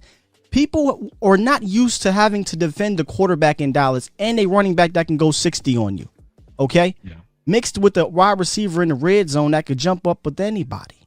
And a dependable, granted he wasn't explosive, but if I need to check it down and get it first, I can get it first with Jay Witt. It was an offense that they just did not see yet. And I think coming out the gates, it did have an effect. And then when teams did see it, you couldn't stop it. It's one thing to see it, have tape, and try, but if you ain't good enough to stop it, you ain't good enough to stop it. What teams did we see that was good enough to stop it? Good-ass defenses. Minnesota Vikings, the Giants, they had great defenses. So that's what I'm saying. I'm not saying, the tape wasn't. I hate that too. I hate that. Oh, they didn't have tape. That's why Dak was good. It ain't about they didn't have tape. They got tape after about 3 games, right? We know this in the NFL. It doesn't take long to get tape on somebody, right? But now, how do you stop them? You couldn't, because that was a well-oiled machine at the time. Again, I digress. What I was going to say is that this is what I heard, is that Scott Linehan really liked Dak Prescott because whatever play that was called in, he didn't change it. Tony Romo changed the plays. So that could have been another conundrum, basically, finally getting his plays called that he called in. And remember this, Cowboy Nation, it was not until 2000 and I believe 18. Remember Amari Cooper was talking about, well, we can't continue to run this play. And all of a sudden, since he made that statement, he kind of fell off a few games. Who's that? Not saying that was Scott Linehan, but I was just saying that could have been a situation when Scott Linehan, he calls a certain play he wanted to be called. He don't like it for it to be checked out or changed. Yeah, I heard the same thing. I mean, didn't Tony come out, James, and say, I changed the play like 80%? He said he changed the damn play all the time. How many times he come to the damn line? Kill. And that motherfucker was killing every damn play. And Scott came out and said exactly what you said, Law. I love that he doesn't change the plays because he had total control. And really, how can he change the plays? A rookie, a fourth-round pick. Remember what they were saying too, that the problem they were having with Scott Linehan because he was getting that power hungry. Remember they were talking about Ryan Switzer. I know he wasn't a big deal, but remember he was being boisterous about how his role in the offense and how they were just putting him as a gadget player and he wanted to be able to do more. And you ain't see him no more. Yeah. And he got traded. My dog Jay Form gonna let us know that George Kittles was taken after Ryan Switzer because we passed up on him for Ryan Switzer. But go ahead. Man, listen, we know a lot of players. Come on, we know a whole lot of players have been passed over with dog, man. Let's not bring up all that because there's a tons of players we done. T.J. Watt. Hey, our guy Vach said, hey, this is a question I always see Vach kind of get on, and it's a very damn good question. And I love when he goes into it because he gets into it. It's funny. But he said, hey, why does the Dallas media ask stupid questions? Because for real, when I listen to some of the questions, I'm like, bro, ask the questions we want to hear, fam. But you know what, though? Here's the thing. Jason Garrett wasn't going to give you an answer anyway. Yeah. Mm-hmm. He wasn't going to give you an answer. Mike McCarthy, I think, is going to give you an answer. I can tell you the reason why they ask those questions there, and the reason why people love our platform and love what we do. And I'm not trying to subtly denigrate the Dallas Cowboys media. Jerry throws this party every year. It's called a media party. I don't think no other owner does it. And Jerry really be at those parties, and he invite those media people there, and he finesses them. And on top of that, out of every other media, we have the most. So most like Green Bay will have like 4 or 5 guys that answering questions, and they go on by their merry way. Dallas Cowboys is 15 to 20. We're seeing a lot of people say because they work for the Cowboys. It feels like that, but you could be right, man. They're buddy with Jerry. Yeah, but you can only talk so much. So you can. Hey, why you think we got that extra where it says "get your damn act together"? Why you think we got that? Because what happened? Media called in. He called in, and he said, "Get your damn act together." And I'm not gonna be playing with y'all today. You better watch your mouth. He also said this. I don't like your attitude. Exactly. That was the media. And you see how you saw they was like, okay, but I know Jerry, but you see how they was like, but we just, you see all that? Yeah. Hey, we had I think it was Toby. I just said it. He said in 2016 they let Dak be Mississippi State Dak. That's my point. That's my point, Toby. Is that Dak Mississippi State Dak is something that Dallas never had. We didn't have that under the Tony Romo era. No offense to Tony. Tony obviously was a better total player, but he added a dimension to the Cowboys team that teams did not see, weren't prepared for. It didn't take them long to get prepared, but then you have to stop it, and they couldn't stop it unless you ran into a very good defense, and they didn't stop it in the playoffs. Like the Packers didn't stop us. We was scoring at will once we got going. But yeah, man.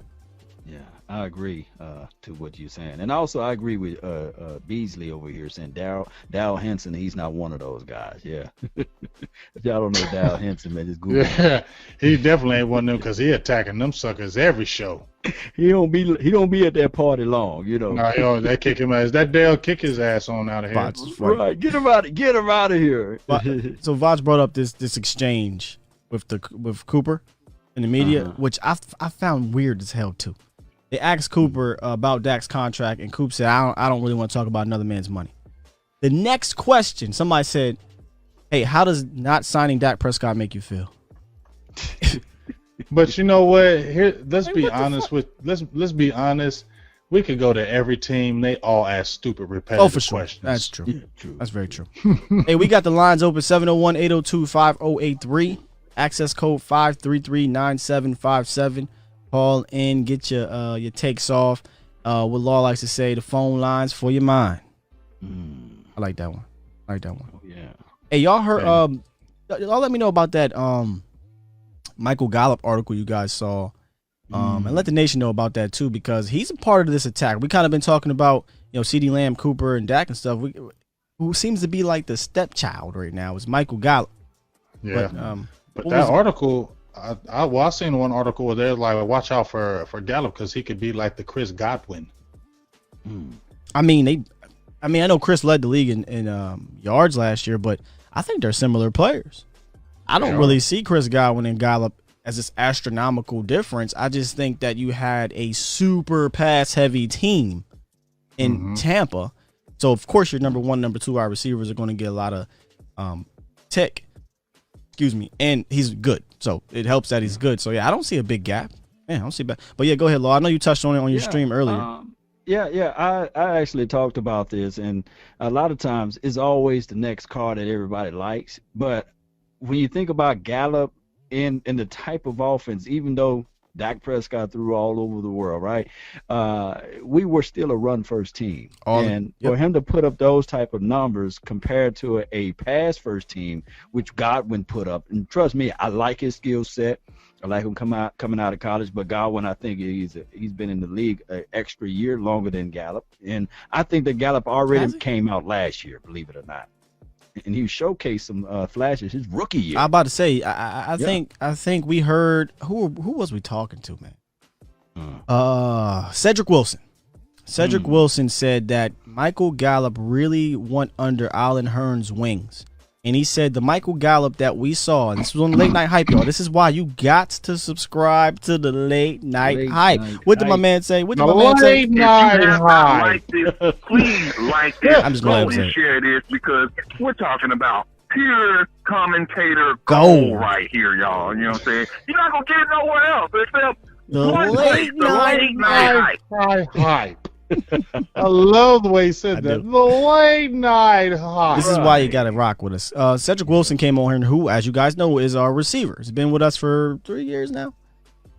On his third year, maybe fourth year, going into his third, yeah. And he said, "Hey, the Michael Gallup y'all saw is mostly due to Allen Hurns. Allen Hurns took him under his wings." Because I heard that too. Yeah. He said he took him under his wings, and Michael Gallup kind of just found that light bulb just went off. And then if you go look at the second half of his season as a rookie year, he got better and better and better, and then it all came together in the playoff games. Both of them. Michael Gallup was good in both games. So, and then in last year, he took off. So, yeah, man, I think Gallup, I think he has a big chance. What were you saying on your stream earlier about Michael Gallup, though? I was pretty much saying that if you look up, and I don't know if you have the stats right side by side. I don't. Pretty much close. And when you think about it, I'm looking at it like, if Gallup didn't get hurt, I think that he was on his pathway to becoming like, we can be looking at this thing like, I think it was, what year was Larry Fitz and Anquan Bolden on the same team? And we was looking at like, man, there's two number ones. 08 with the Ravens. I'm sorry, with the Cardinals. Cardinals. Yeah, Cardinals.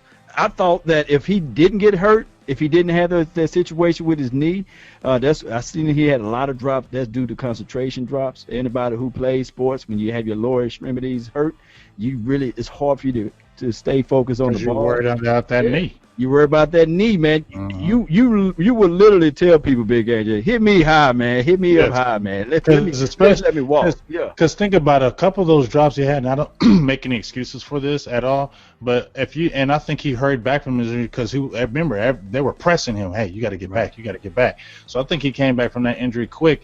And a couple of times, Dak, he doesn't throw that perfect ball, and sometimes Dak throws that ball high. And if you're a receiver and you had a knee injury, and your quarterback throws that ball high and you got to extend, you may not, you not going to concentrate as much because you're going to be thinking somebody going to come after that knee. Yeah. Nah. And think about it. Hell no. I ain't letting you do that. What do you mean? Catch the damn ball, Mike. I seen Michael Gallup. I mean, I ain't making an excuse for it, but I'm saying receivers think about it. It's just real. Hey, he had 11 drops last year. How did my dog Kobe Bryant got his Achilles all snapped up? Old boy ran up under him, right? No, he was. I think he was going to the cup, and it just. So when your Achilles blow, it's not because somebody hit you. Yeah, it's usually that's a non-contact. Yeah, it's a non-contact. It is, but normally, like as a horrible example, but normally like when you're shooting a jump shot, and I know you a point guard, right, Sky? Oh, you talking about getting bridged? That's what we call it. When somebody go up for a layup or a dunk and you bridge them. Yeah. Yeah, that's legal in football, but it's illegal in basketball. You be thinking about it all the time when you see that person. Me personally, I have no experience in that. I'm not tall enough to dunk, so I have no idea what it's like to be bridged. But go ahead. I was gonna say I've been one that has run under or around someone's legs, and I'm gonna be real with you. Them motherfuckers ain't worried about that. They trying to dunk on you.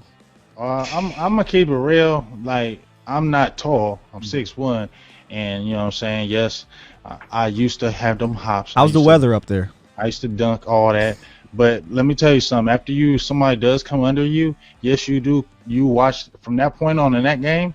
You know what I'm saying? You keep your eye on that joker. If you get breakout or on a break or anything, you keep your eye on that joker after that, because if that joker does it once, what's the heck to say he ain't gonna do it again? You do think about that a lot more, and don't make no excuses for his drop. But I'm saying when he's extending like that and you had a tore up knee, I'm just saying probably went through his head. You still gotta catch the damn ball because that's what you get paid for. Yeah, if he can, minimize the drops this year. But he only had like one drop his rookie year, I believe. I'm not sure what the drops were his rookie year, but last year I have no idea. How do you was it the receiver coach? 11 drops, man. Yeah. And they was carrying them damn bricks. And it wasn't just him. I mean, Coop has always had the dropsies. Cobb was never one to drop the ball that much to me. Shoot, they're playing basketball with that football, man.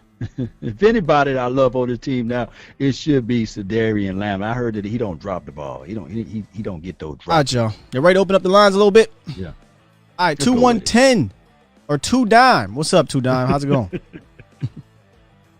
What it look like, Wink Marble. What up? Oh, Wink, what up, Wink? I ain't heard from you in a minute on the line.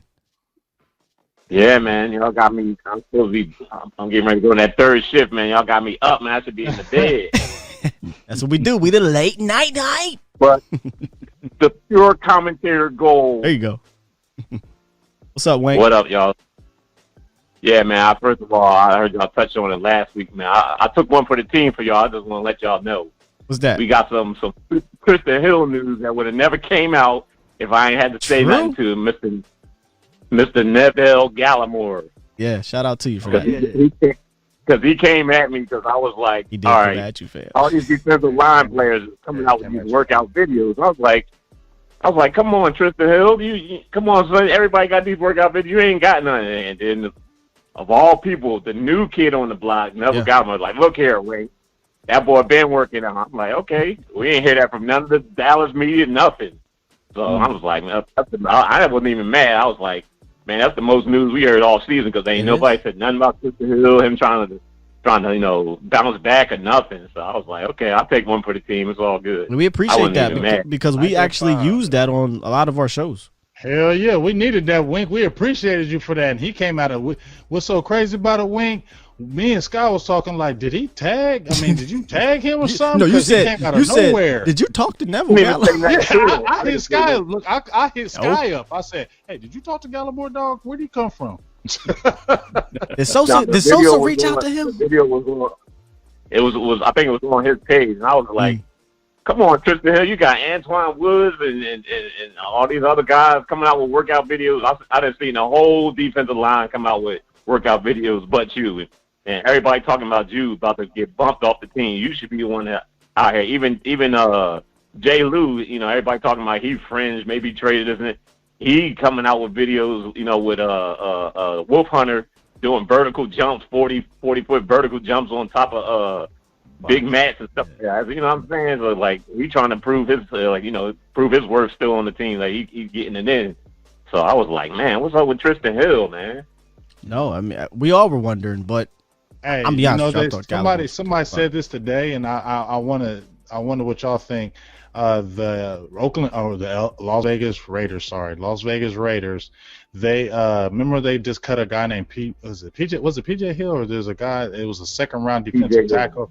Yeah, they got rid of him.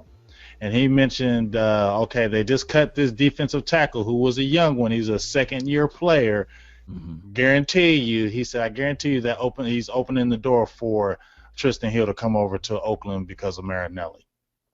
Wow. I mean, what was the first thing running through our heads, Wink, when Marinelli went to Oakland? Trade Tristan Hill to Oakland. Yeah, I put it on there. I don't hesitate. Oh, I know. I got that. You came at my boy Blake Jarwin. I had to get on you about that. Well, me and you still at odds with that, but I ain't gonna say nothing about that. But but I would say this. What did he say? Nah, Vach is changing my mind on Blake Jarwin. Vach is changing your mind, huh? Thank you, Vach. Okay. Because but I'm gonna tell you why. Because he said Witten last year got 500 plus yards for the season. So if Witten can get that, with zero after the catch, yak and all that stuff, imagine what Blake Jarwin can get. Hey, Wink, I'm gonna tell you. From that standpoint, I was like, I had to agree with him, man. I was like, I'm gonna have to. Go watch the State of the Unit tight ends. Jarwin alone a little bit, even though I don't like him too much, but I'm still. Go watch my State of the Unit's tight ends. Okay. Yeah. Just go watch it. But anyway, go ahead. I listened to it. I heard you was talking about Cole Huckatini. That's my dude too. No, I like Cole. I'm gonna have to look up some more of that film on Cole. But I want to see. I heard people in the comments there. I want to see Dalton Schultz out of here. Let's go with the Michigan kid McKean and see what he can do. I wouldn't be mad at it. I mean, I don't know if they will because of the COVID. They might need the most experience they can get, but who cares? Dalton Schultz is Dalton Schultz at this point. He ain't but a handful of snaps, man. He can go, man. I'm with you. But I like that we saved some cat room because of the Jamiz Olawale and Kennedy. Really appreciate everybody for tuning in. This is a pre-recorded episode, but I really thank those who are in the chat and communicating with each other. My name is Law Nation, LAW Nation. Shout out to the Late Night Hype. Don't forget to go to their independent pages, Big Game James. Everything else remained the same. And everybody know the young phenom, Skywalker still with the new feel. We're going to give a quick shout out to those that's been here. I've been seeing the comments. I see you, Drew. But shout out to Uncle Charles and also Asmodeus, man. I really appreciate you, man, so much, man, for tuning in. Meticulous Cowboys, appreciate you for regulating over there.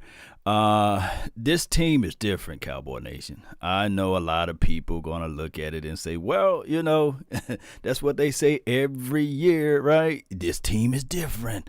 Tune in to the different team, right? But I will say this with the bottom of my heart, the way Dak Prescott and the way, just check out this kid, Amari Cooper, Michael Gallup, the unity that they got, and then they bringing in a Cedarian Lamb.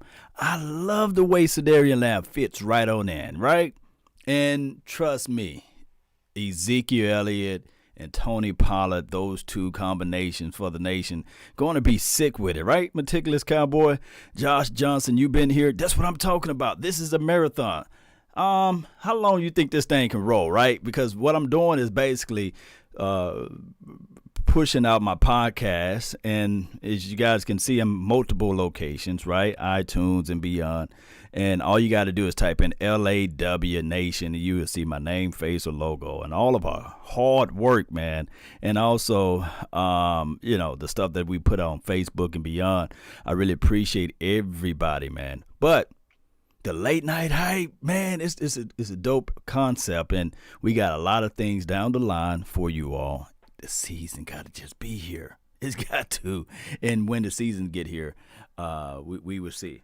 Shout out to the other news out there. I didn't know J.J. Wilcock. He's still playing. He got picked up for the Atlanta Falcons. And what else news we have here that I'm seeing that people are shooting me text messages on? The Falcons announced signing of J.J. Wilcox, as well as the information out there for the Seattle Sea Chickens. Dunbar has been removed from the exempt list, so Dunbar, will play.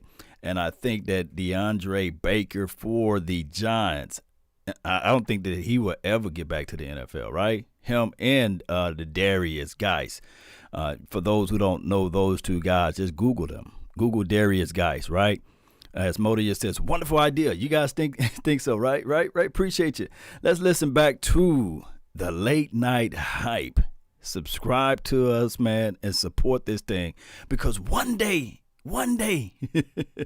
you guys can tune into Sirius Satellite Radio and you probably see the same type of groove action, right? Let's go with it. Since they went, they took the COVID opt out. We did save some cap room for the on the team, so that's a good look right there. Yeah, because they were talking about that. All those people opting out, that they get that cap relief immediately for 2020. So when you see all them Patriots that just set out 8 or 9 Patriots, all that money that they set out for is going to fall off the books for 2020, so it's going to open the hella cap room. Yeah, the bonus comes off the books, and that cap hit comes off the books. So, I mean, it was an example that I forget the reporter's name. You're talking about Denver. James.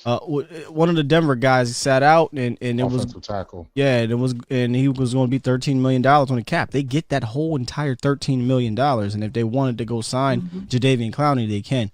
Dallas, though, we haven't had a big guy like that sit out. It's been Maurice Kennedy. It's been undrafted free agent. But we still been Jameis still got what 10 million right now still in the cap, plus these guys coming off, so that should be close to 13 right there, right? And they're gonna go out and sign a 5th string tackle. Oh my God! Am I lying, Wink? When do we go sign somebody with money? Quinn probably. No, we traded. What for y'all Quinn. think of Okay. The Jordan Reed signing to the 49ers? What y'all think about that? We'll see. He won't play the Cowboys. He won't be playing against the Cowboys that week, because normally he lay down, and not get back up. So we'll see though. He won't be playing the Cowboys. I mean, it is what it is. Yeah. All right, Wink, man. Appreciate you calling in, dog. All right, man. Appreciate you. I'll see y'all on the Twitter handle, and I'm gonna try to get back with y'all next week. Yes, sir. Yeah, for sure. I love your Twitter feeds. They're funny as shit. Yeah. Hey, big game. I'm in the gym too, man. I'm back in Planet Fitness. Yeah, baby. So Neville Gallimore, if you want some work, we can go right there. I'm getting swole too, like Big Game James. I can give you some work. Who? We talking about Vibes? I'm talking about Neville Gallimore. If you want to come at me again, I'm getting swole in the gym. I'm in Planet Fitness every day. You better leave the Canadian dude alone. That's what I'm talking about. Motivation, baby. I got your boy Antoine mad at me. So, these guys, these interior guys, they get mad. They on that sensitive subject right now. I said he'll be valuable at minimal snaps. He read it and he saw the video and he's like, okay, we'll see about that. I got something for you. I love people like you. I was like, wow, really? You that mad, Twine? Come on, bro. Like I was lying. Here's my thing. It's like, why do y'all got Twitter feeds then? Y'all like sensitive as hell, and y'all got Twitter feeds. You don't think these people ain't gonna say nothing to you on Twitter, no? Of course they is. We think everybody's supposed to just give you compliments on Twitter all day? Stop. That's not real. Hey, when that I'm on another point, that when CeeDee Lamb made that catch and at the combine, that's all you got to. That's all you need to know about him. True. When all the inaccurate passes that so-called that Dak be throwing, when they go CeeDee Lamb way, he gonna be his favorite target. Dog. Oh, CeeDee Lamb's catch radius is crazy. Yeah. Nice. Well, all right, Wink, man. Let's get some other guys up in and ladies maybe in here. All right. All right, man. Phone lines. Yep, phone lines are booming. Phone lines are booming. 903. What's up, 903? Turn your radio down. Turn your radio down. Hey, what's up, guys? What's up, Jess? What's up, Jess? Hey, did you tell Wink to get the hell off the phone? You was trying to get through. Jess? I'm like, dude, get off the phone. Well, I was almost about to hit that button. What's up, guys? He must mouth me to sit down and shut up. So he getting on my nerves. He better get mouth out that. I know that much. Let me get this button ready. Go Don't ahead, be blaming that for people dropping balls. You better watch them out. But me, I'm looking for Mr. McCarthy to come in there and coach all that talent we have, that luxurious talent, and let them be phenomenal like they are and like they want to be and wanted to be the whole time they was there. Oh, I'm so glad Coach Carrot gone. I'm tired of Carrot Top. How you doing, guys?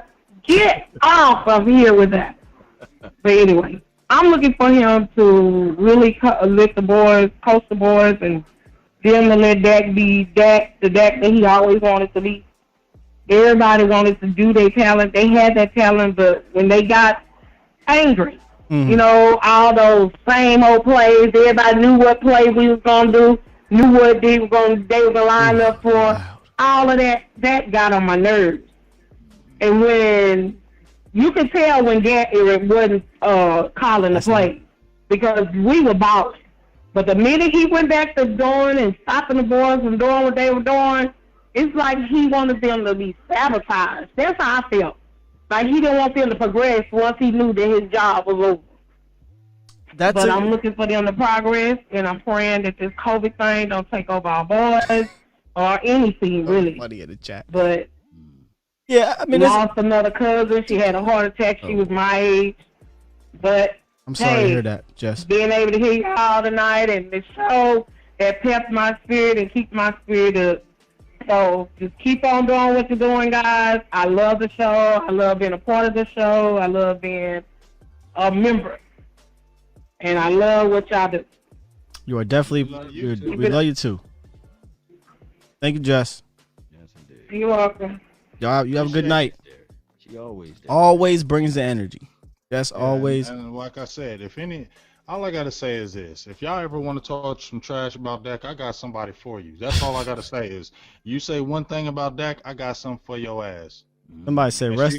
She gonna get you for real. Let me turn y'all back up. You know, yeah, she relentless. I had to turn the house down. About the T-shirt, you know. No, not relentless. Money bag Yale, like relentless. That song. Relentless. Somebody said rest in peace to headphone users. You know, that's the type of energy you coming in there. Say we got 903. I love our people in the chat. I love y'all. Yeah, I do. Y'all say stuff just out of nowhere. Oh, the chat be funny as all hell. I'll be over here bugging. I'll be reading these chat like sometimes people probably be like, "What the hell is Sky laughing at?" I'm laughing at y'all. Yeah, that's what I'm laughing at because y'all funny. That's good. Like, damn, that was a good one. Somebody said they can't hear us. Can y'all hear us? Well, that's because I had to turn y'all down because you know Jess is very excited, so I had to turn down a little bit. They was like, "Yo, that volume, bro." I'm like, "Yeah, you know, people get excited." That's all. Everything good though? The volume back up? It's all good, Jess. Hey, listen, Jess, do not come in here other than anything you are. Keep that same energy. Keep all that energy. Don't be changing up. Don't be changing up. This is what you do, Jess. This is what we love. We've been seeing this from A1 day one, baby. Indeed. Keep it up. So what Scott say from the 903, y'all just take your headphones off there. You already know what it is. Y'all make coming in off the top turnbuckle. Yeah. Yo, 469 save us. 469, what's up? Yo, what's good, Skywalker? What's good, Law? What's good, Big Game James? It's your boy, Antoine. I know I've been gone for a minute, but I'm back. You feel me? Gone for a minute, but he back with the jump. Been gone 100 years. Man. Congratulations on your business groove, man. I seen that you official, right? Not like that. You feel me? But we're working on it. What's up? That's what I'm talking about. Listen, man. Honestly, I just really can't wait to get back to normal at this point. Like, we've all been said what we want, what we're expecting from the new head coach, Mike McCarthy. Damn, almost slipped my fucking mind. Even though I watch football, keep up with Cowboys every single day. It's not brain farts. We all know what we're expecting from him. We all know what we're expecting out of Dak. We all know what we're expecting from basically everybody that we retained from this past season. We all know what the goal is.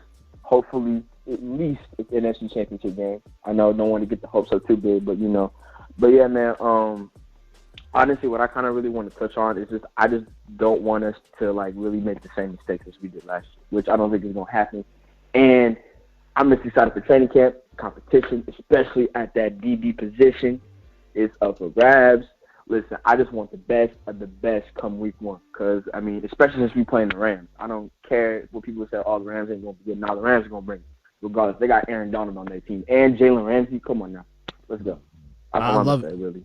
I love it. Yeah, the DB position. I'm actually going to ask the guys about that when we get off the phone. But that is definitely an interesting battle to look at there. Mm-hmm.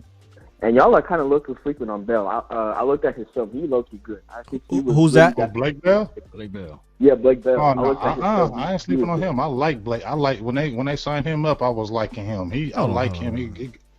What? Hold on. What is there to sleep on? No offense, but what are we talking about here? Well, my thing is this certain personnel. I like Bell. I like the fact that, believe it or not, that he used to be a quarterback in college or what have you, or in high school, whatever. I think that that's a good safety blanket. I think that his knowledge of the game, of being where he's supposed to be at on the field, can be beneficial to this team. I think that he's a good piece. Mm-hmm. So, and he worked well with Kelsey. What do you think he's going? When you say sleeping, though, Antoine, do you mean like as a receiver? Yeah, I think that, because I mean I know he wasn't used too much, but like I'm talking about like in red zone, like you know how we brought like dual tight end sets and stuff like that, like how he was used. Like if like just simple, I want to say like 5-yard stops or hits, just stuff it up. I feel like we could really use him in that. That's what I meant by sleeping on. Like he's not like a receiving set. I think he could honestly be another weapon. I know we're not going to rely on him to be like our main targets like Jarwin, CD, Michael, and Zeke and Amari. And all the other weapons we got. But I'm just saying, like, he could be, I just like he said, really another add-on to what we could do offensively, especially since we got a creative mind like Kellen Moore. Yeah. I like what he did with our team last year, even though regardless we went 8-8. So that's all I'm saying by sleeping. Like, I feel like we could, he's like another set of hands we can use. That's what I'm saying. I'll say this. I think Blake Bell is the bona fide tight end number 2 on this team, and he can definitely help you for sure. But like I said earlier, if Jarwin were to miss time, I'm not excited about Blake Bell being my receiving guy. Granted, like you said, Law, he's played quarterback. He has some athleticism to him, but I just haven't seen that in Blake Bell. That's all. 4 wide, baby. 4 wide. Yeah, that's what I do. No, we got Noah Brown. Oh, damn, I forgot about Noah Brown. Still on this team. I forgot we got Don Schultz too. Move Noah Brown. They don't move Noah. Don't you mention him? They don't say Noah. Put on 15 and just let's see what you can do. Yeah. You mention no damn Don Schultz to me. It's a bad word right now. But yeah, Skywalker though. To add to that though, but then again, we have 3 potential 1,000-yard receivers. Mm-hmm. So I mean, would it really be a problem if, God forbid, Blake Jarwin missed time? Yeah, that's all. Probably not, because like Law just said, just go wide, just spread it out. No, I don't want to lose Blake Jarwin to nothing. I don't want to lose him either, but are we really going to depend on Blake to like be an inline blocker? Hell to the now. Right. I think he could block. I don't know. At least he's gotten better, but he tries. We ain't putting Blake Bell. Yeah, we ain't putting Blake Jarwin to block. Yeah. That's why Bell is here. He ain't George Kittle. But I'm he ain't a lot of close to George. He ain't a lot of them. 20 personnel. 20 personnel, 22 personnel, 21 personnel. I'm going 21, 20 personnel if that happened. I mean, you could run. You can still run 11 with Blake Bell. We've been successful with Jason Witten in his late 30s in 11 personnel. But you're not really. No one's focusing on Jason Witten. No one's focusing on Blake Bell. You better pay attention to Blake Jarwin at some point. Maybe not all game, maybe not most of the game. But boy, if you leave Blake Jarwin by himself. Yeah, of course. I ain't knocking Jarwin either. I believe he even has potential. I feel like he can make a Pro Bowl this year. That's how good I think. Hey, listen, bro. Listen. Should decree a thing. Yes. Listen, they sleeping. That's who they sleeping on. They sleeping on Blake Jarwin. Yeah, I agree. The world, not y'all. The world. Yeah. All right, Twan, we're gonna get some other guys up in here. All right. Oh, for sure. Appreciate you, bro. Great call. Always. Great call. Much love. He brings it. Real quick before we get into the lines, like I said, they're burning up, man. We got 719 next, 206 919 and 757. We got 2 919s and 757. We'll roll through those. Just real quick, real thought before I get back into the lines, because we want the nation to get their takes off. He brought up the camp battles for the cornerbacks. I can't wait to see footage. But who you think right now, just real quick, who you think are the top 3 heading into camp, and you think that can change? You want to go first, Law, or you want me to go? Oh, my goodness. Top 3 heading into camp. And you're just talking about cornerbacks, not the defensive back collectively, right? Just the cornerbacks. Cornerbacks. All right, so Worley is going to be one of the guys outside corner. I got to put still a Woozy in there and Hip Pocket Lewis if they're going to keep him on the outside. And then your boy Diggs and then Robinson. Those are my orders that I have as cornerbacks. So Diggs and Worley on the outside. And I think that even Lewis though I like Diggs, I think slot. that Diggs would not beat out Cheeto Woozy on the outside, unfortunately. I think that they will probably roll out Worley in a Woozy. Okay, who you think, Law or James? I'm gonna go with Daryl Worley. I'm keeping it real. I think Diggs really might surprise because he's been practicing with his brother. I'm gonna get Worley, Diggs, and my 3. It was gonna be between Awuzie and I love Lewis, so please don't think nobody. I'm hating on him. I just feel like how they're gonna hate on him still.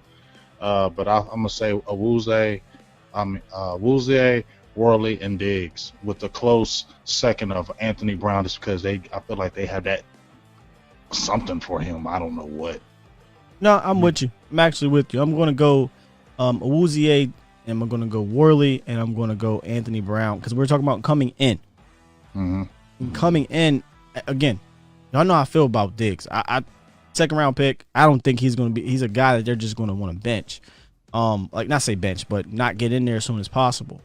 I at first thought that he was here to take Awuzie's spot because we know the whole Awuzie may be a safety type thing, but he just may be a better fit out there. And then I say, okay, Awuzie or Worley. A lot of people will immediately say Awuzie because we've seen Awuzie. But I think Worley fits what we want to do. I'm not saying Worley's going to be a Pro Bowler. None of that stuff. I'm just saying 6'1", 6'2" on one side with Worley. You go 6'1", 6'2" on the other side with Diggs. And then in the slot, going in, I think it's going to be Anthony Brown. That doesn't mean coming out it's going to be Anthony Brown. But you don't sign a guy to 3 years and then Jordan Lewis, who gets no contract extension, and not play him in the slot right away. Jordan Lewis is the better player. We all agree with that. He just got to go show them. I think once he shows them, he'll be the slot corner. Well, let me ask you this, though, both of you guys. And I know, James, you probably looked at some cornerbacks prospects last year, right? Baker coming out of Georgia last year. Where do you had him at last year? Where you had your boy? Baker from Georgia. Yeah, for the Giants. For the Giants. Where you had him at? Just honest opinion. Or should I'm gonna keep it real. I don't have that knowledge on him like that. Give me his first name because I forgot about a lot of these dudes not his draft. Isn't that Baker, the cat that just got bagged from the Giants for the one that got in trouble? Right, his college tape and everything. You said you would say to yourself, man, he was nice. He was nice over there in Georgia. But his first opening day, it was against my dog, Amari Cooper. And I'm telling people a lot of times that when you're talking about wide receivers versus young defensive backs, playing that type of situation, confidence is everything. And once it's gone, it's hard to get it back. So I'm not saying that I want week 1 Diggs against Cooper Kupp. Week 1, I don't want Diggs against the other wide receiver they got over there in L.A. And I don't want Diggs week 2 against Julio Jones. I really want to slowly put Diggs in. I think that Diggs is a dog, don't get me wrong, but I slowly want to get him comfortable with the game, with the speed of the game, and then put him in maybe right after probably the Browns game to get his feet and his legs up under him. Baker. I agree with you. I'm just saying I think they like him that much, but I agree with you. I don't want him coming out instantly, because this is what I feel about Diggs this season. I feel like Diggs, if he's starting out there, he's going to give up some plays. I feel like Diggs is going to give up some plays. You're probably going to get pissed. Yeah. But I feel like Diggs is going to make some good plays too. He's going to bat some balls. I feel like he's going to get some interceptions. So you kind of have to give and take because if you watched him at college, I mean, if you had any kind of receiver had some speed on him and he got a little bit past him, he was trailing. You know what I'm saying? He was playing catch up against him because he doesn't have that long speed. You get what I mean? And he does get sloppy with his technique. His technique does have to get better because he does get sloppy with it. So I expect him to give up plays. But the thing I really just love about him, and I do feel you about easing him in, because I would love to rather ease him in and start with more the experience, especially with the COVID.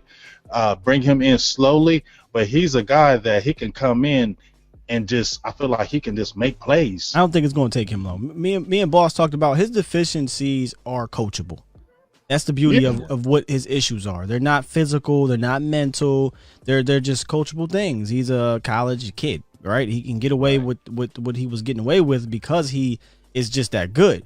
But in the pros, some of those things you can get your ass kicked on. But he does a lot of good things as well. A lot of good things.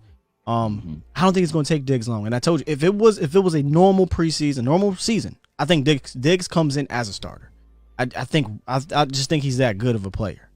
But because of it, I just don't know yet until we see some type of footage, till we hear something that, hey, this is what we're going with.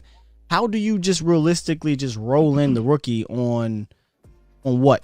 3 weeks? 3 weeks of real practice? Right now, I'm just trying to speak realistically is all. That doesn't mean I think Worley is going to be better than him or anything, or Wouzier is better than him or anything like that. It's just that those guys been around this league. They've covered these guys we're talking about. They've been in these defense, seen these offenses that they're going to see, and you just don't want to overwhelm the kid right away. However, like we said, I don't think it's going to take him long, and it won't shock me if he goes out there, impresses in training camp, and they say, "Yo, what are we doing here?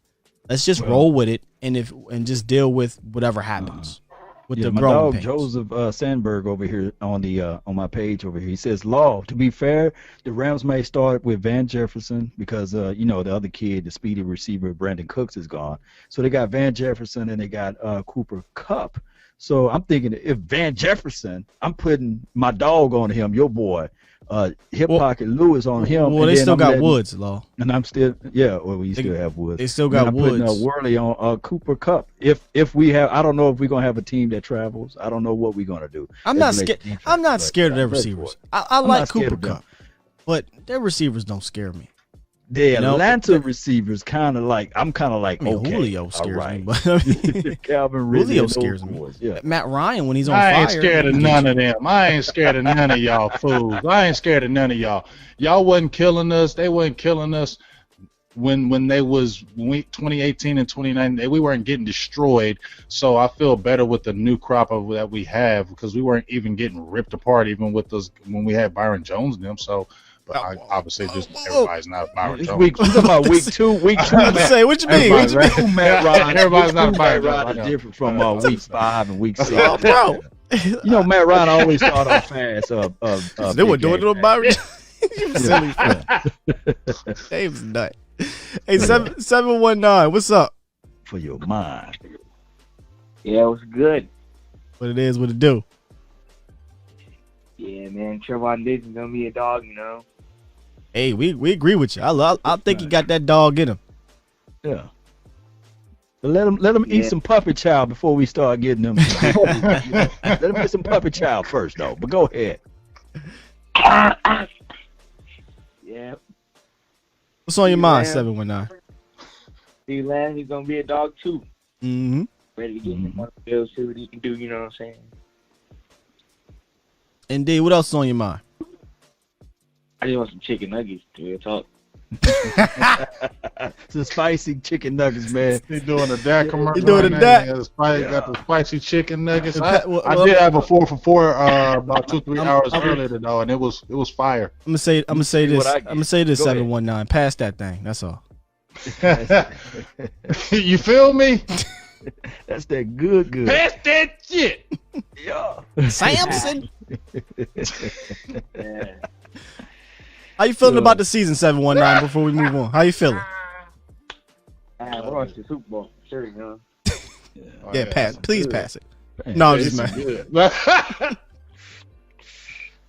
All right. Well, listen. All right, man. Listen, appreciate you, man. Listen, Super Bowl, we gonna see. But we appreciate the 719. Hey, Scott, let me tell you this right here. Appreciate you. With those spicy chicken nuggets, man, you get the baked potato, man, with the sour cream and chives. Man, that go hard at Wendy's, man. Y'all get that meal? Listen. Nah, what's your meal combo, man? What's your meal combo with Wendy's over there? I'm always getting that damn 4 for $4 for real. But I'm gonna tell you where Wendy's stepped up a little bit. They got that breakfast sandwich. My coworkers talked about the breakfast. Man, I'm trying to tell you, they got this breakfast sandwich. They got the egg with the sausage, with the bacon, with the soft bun, and they got these fries. They different kind of fries. They like breakfast fries. James. They're good as hell. Did you just catch contact, fam? I'm not gonna let this go. Y'all know I'm gonna bring this back. Time out, cause 719 caught up in here. Okay, 719. Shout out to you. Okay, on the John Legend tip. James, man, I didn't know Wendy's had breakfast though, man. So neither did I. I found out on accident because it was over by my job. And without be quiet. Because 719, I said 719. What's on your mind, 719? With some spicy chicken nuggets. What? He said that's what's really on my mind. I'm hungry as shit. Gas. That's it. It does say 719. How you feel about the season? We going to the Super Bowl. Hang up. And he hung up. This the late night hype. This the late night hype. See, Juwan James, he filmed me. He said he had that breakfast. He said them fries. I'm telling you, dog. These some different kind of fries. And if you get them with this breakfast burger, Sky Law, go holler at it. You're gonna be addicted. I'm gonna try them out, man. Mm-hmm. Okay, they're real. It's real. Okay. Well, we got some other calls on the line. Let's give it a shot. 206. How you feeling? What's up, man? How y'all been doing? It's MJ. Oh, what's going on, what Marvin? Up, man? MJ. What's up, fellas? Ain't no clubs going no more. That's done. What's up, man? But yeah, I want to tell y'all, I've been watching y'all show for a while. I never could call in because I've been working. But I got two things to pick with y'all, Big James. Uh-oh. Okay. And Skywalker. Uh-oh. I got to get both of y'all. Uh-oh. I'm free then. I'm free. Yeah, go ahead. Get him. Get him, MJ. Now, the big thing is two things I want to talk about. Okay. Please don't put Dak Prescott in the same sentence with Tony Romo. I'm going to tell you why. Tony Romo never had an offensive line and bad coaching. Oh, my God. Now, remember, against the Giants, your big mouth Clayton dropped that pass across the middle that would have put us up against the Giants, and our defense let us down. Okay, now, Big James, don't give me that look. And Romo was like Houdini. Romo was Houdini. He was getting killed. I don't know how he was getting passes away. You got to remember, hey, 5 interceptions against Buffalo. You think Dak Prescott could do that and still win the game? No, he's not going to throw 5 interceptions. I do know that. Hey, and they ain't going to hit the receivers when we need them to hit it. Oh. Big Skywalker. Hey, but I like Dak in the first season. I like how he played. He played like Montana. He hit you short, then he hit you deep. Time out. That's the guy. That's what I want him to play like that. When he play like that, I swear he's the most dangerous quarterback. But when he try to play like he what's your boy from the quarterback from Rodgers? He's not Rodgers. He can't make them throws like that. You said it was Montana a second ago, and then you said he wasn't Rodgers, then you said he wasn't better than Romo. You got to make up your mind, big dog. You said Montana. Big James, I'm telling you, Romo was dangerous, and you know that. Big James, hey, I ain't never ever said Romo wasn't weak, but what I'm saying is Dallas paid all that money to shout out Romo. to you, Tony. What's going on? What did Romo do? 18 million ain't nothing. I'm saying though, you try to say he ain't have no offensive line. That offensive line wasn't trash. Stop giving Romo a pass. I'm tired of hearing about Romo he had a good ass defense. They had like 13 Pro Bowlers in 07. Oh, yeah, in 07 they had 13 Pro Bowlers, 7 on defense. And 08 had a good defense. Stop it. Stop it. That defense, them guys. Hey, James, me and you could have played back there and we'd have made the Pro Bowl. Man, stop it. Because we playing for the Cowboys. You know some of the guys. Hey, what happened? But what happened with them years that when it was win and get in and Romo choked? Hey, they both choked. The whole team. Just saying. Now it's the team. So, but like you said before, Big James, our coaching could never win us two. Thank you, because that guy, hey, he get burnt when we need a play stop. Hey, why we didn't make it to the playoff that one year when Dak brought us back against Green Bay? Big dummy looking at Rodgers, getting run with the guy. Right. He lost the game, Skywalker. He's trash. He got overpaid. Skywalker. I can't believe he was hyping up Byron Jones like that, dog. You better calm down over there. My bad, MJ. Get together over there, Scott. I gotta get my damn act together. Play it. Hey, Skywalker bragging. Hey, guys. I was like, he was pissing me off. I said, man, I gotta get on this show and get Skywalker. You got me. Byron Jones. I was got like, my God. I'm got. Got him. Hey, even Terrence Newman paid better than Byron Jones. Come on, man. You right, MJ. Come on, Scott. Appreciate you, MJ. Where that music? Huh? We just having a good time, MJ. Hey, dog. Love the fire. Love the intensity, bro. Yeah. Hey, Skywalker always get me hyped, man, when he's talking about that B. Jones. He be getting me hyped. Oh, man. Appreciate you calling in, though, brother. Yeah. Shalom, brother. Take it easy, man. To your family. Everybody be safe, man. You too. Be safe out there. All right, family. All right, listen. Boom, bang, boom. All right, listen. Okay. We are not on a good streak here. We're going to blame 719. 719. 719. It must have. Mind. MJ caught contact. Bam. MJ said,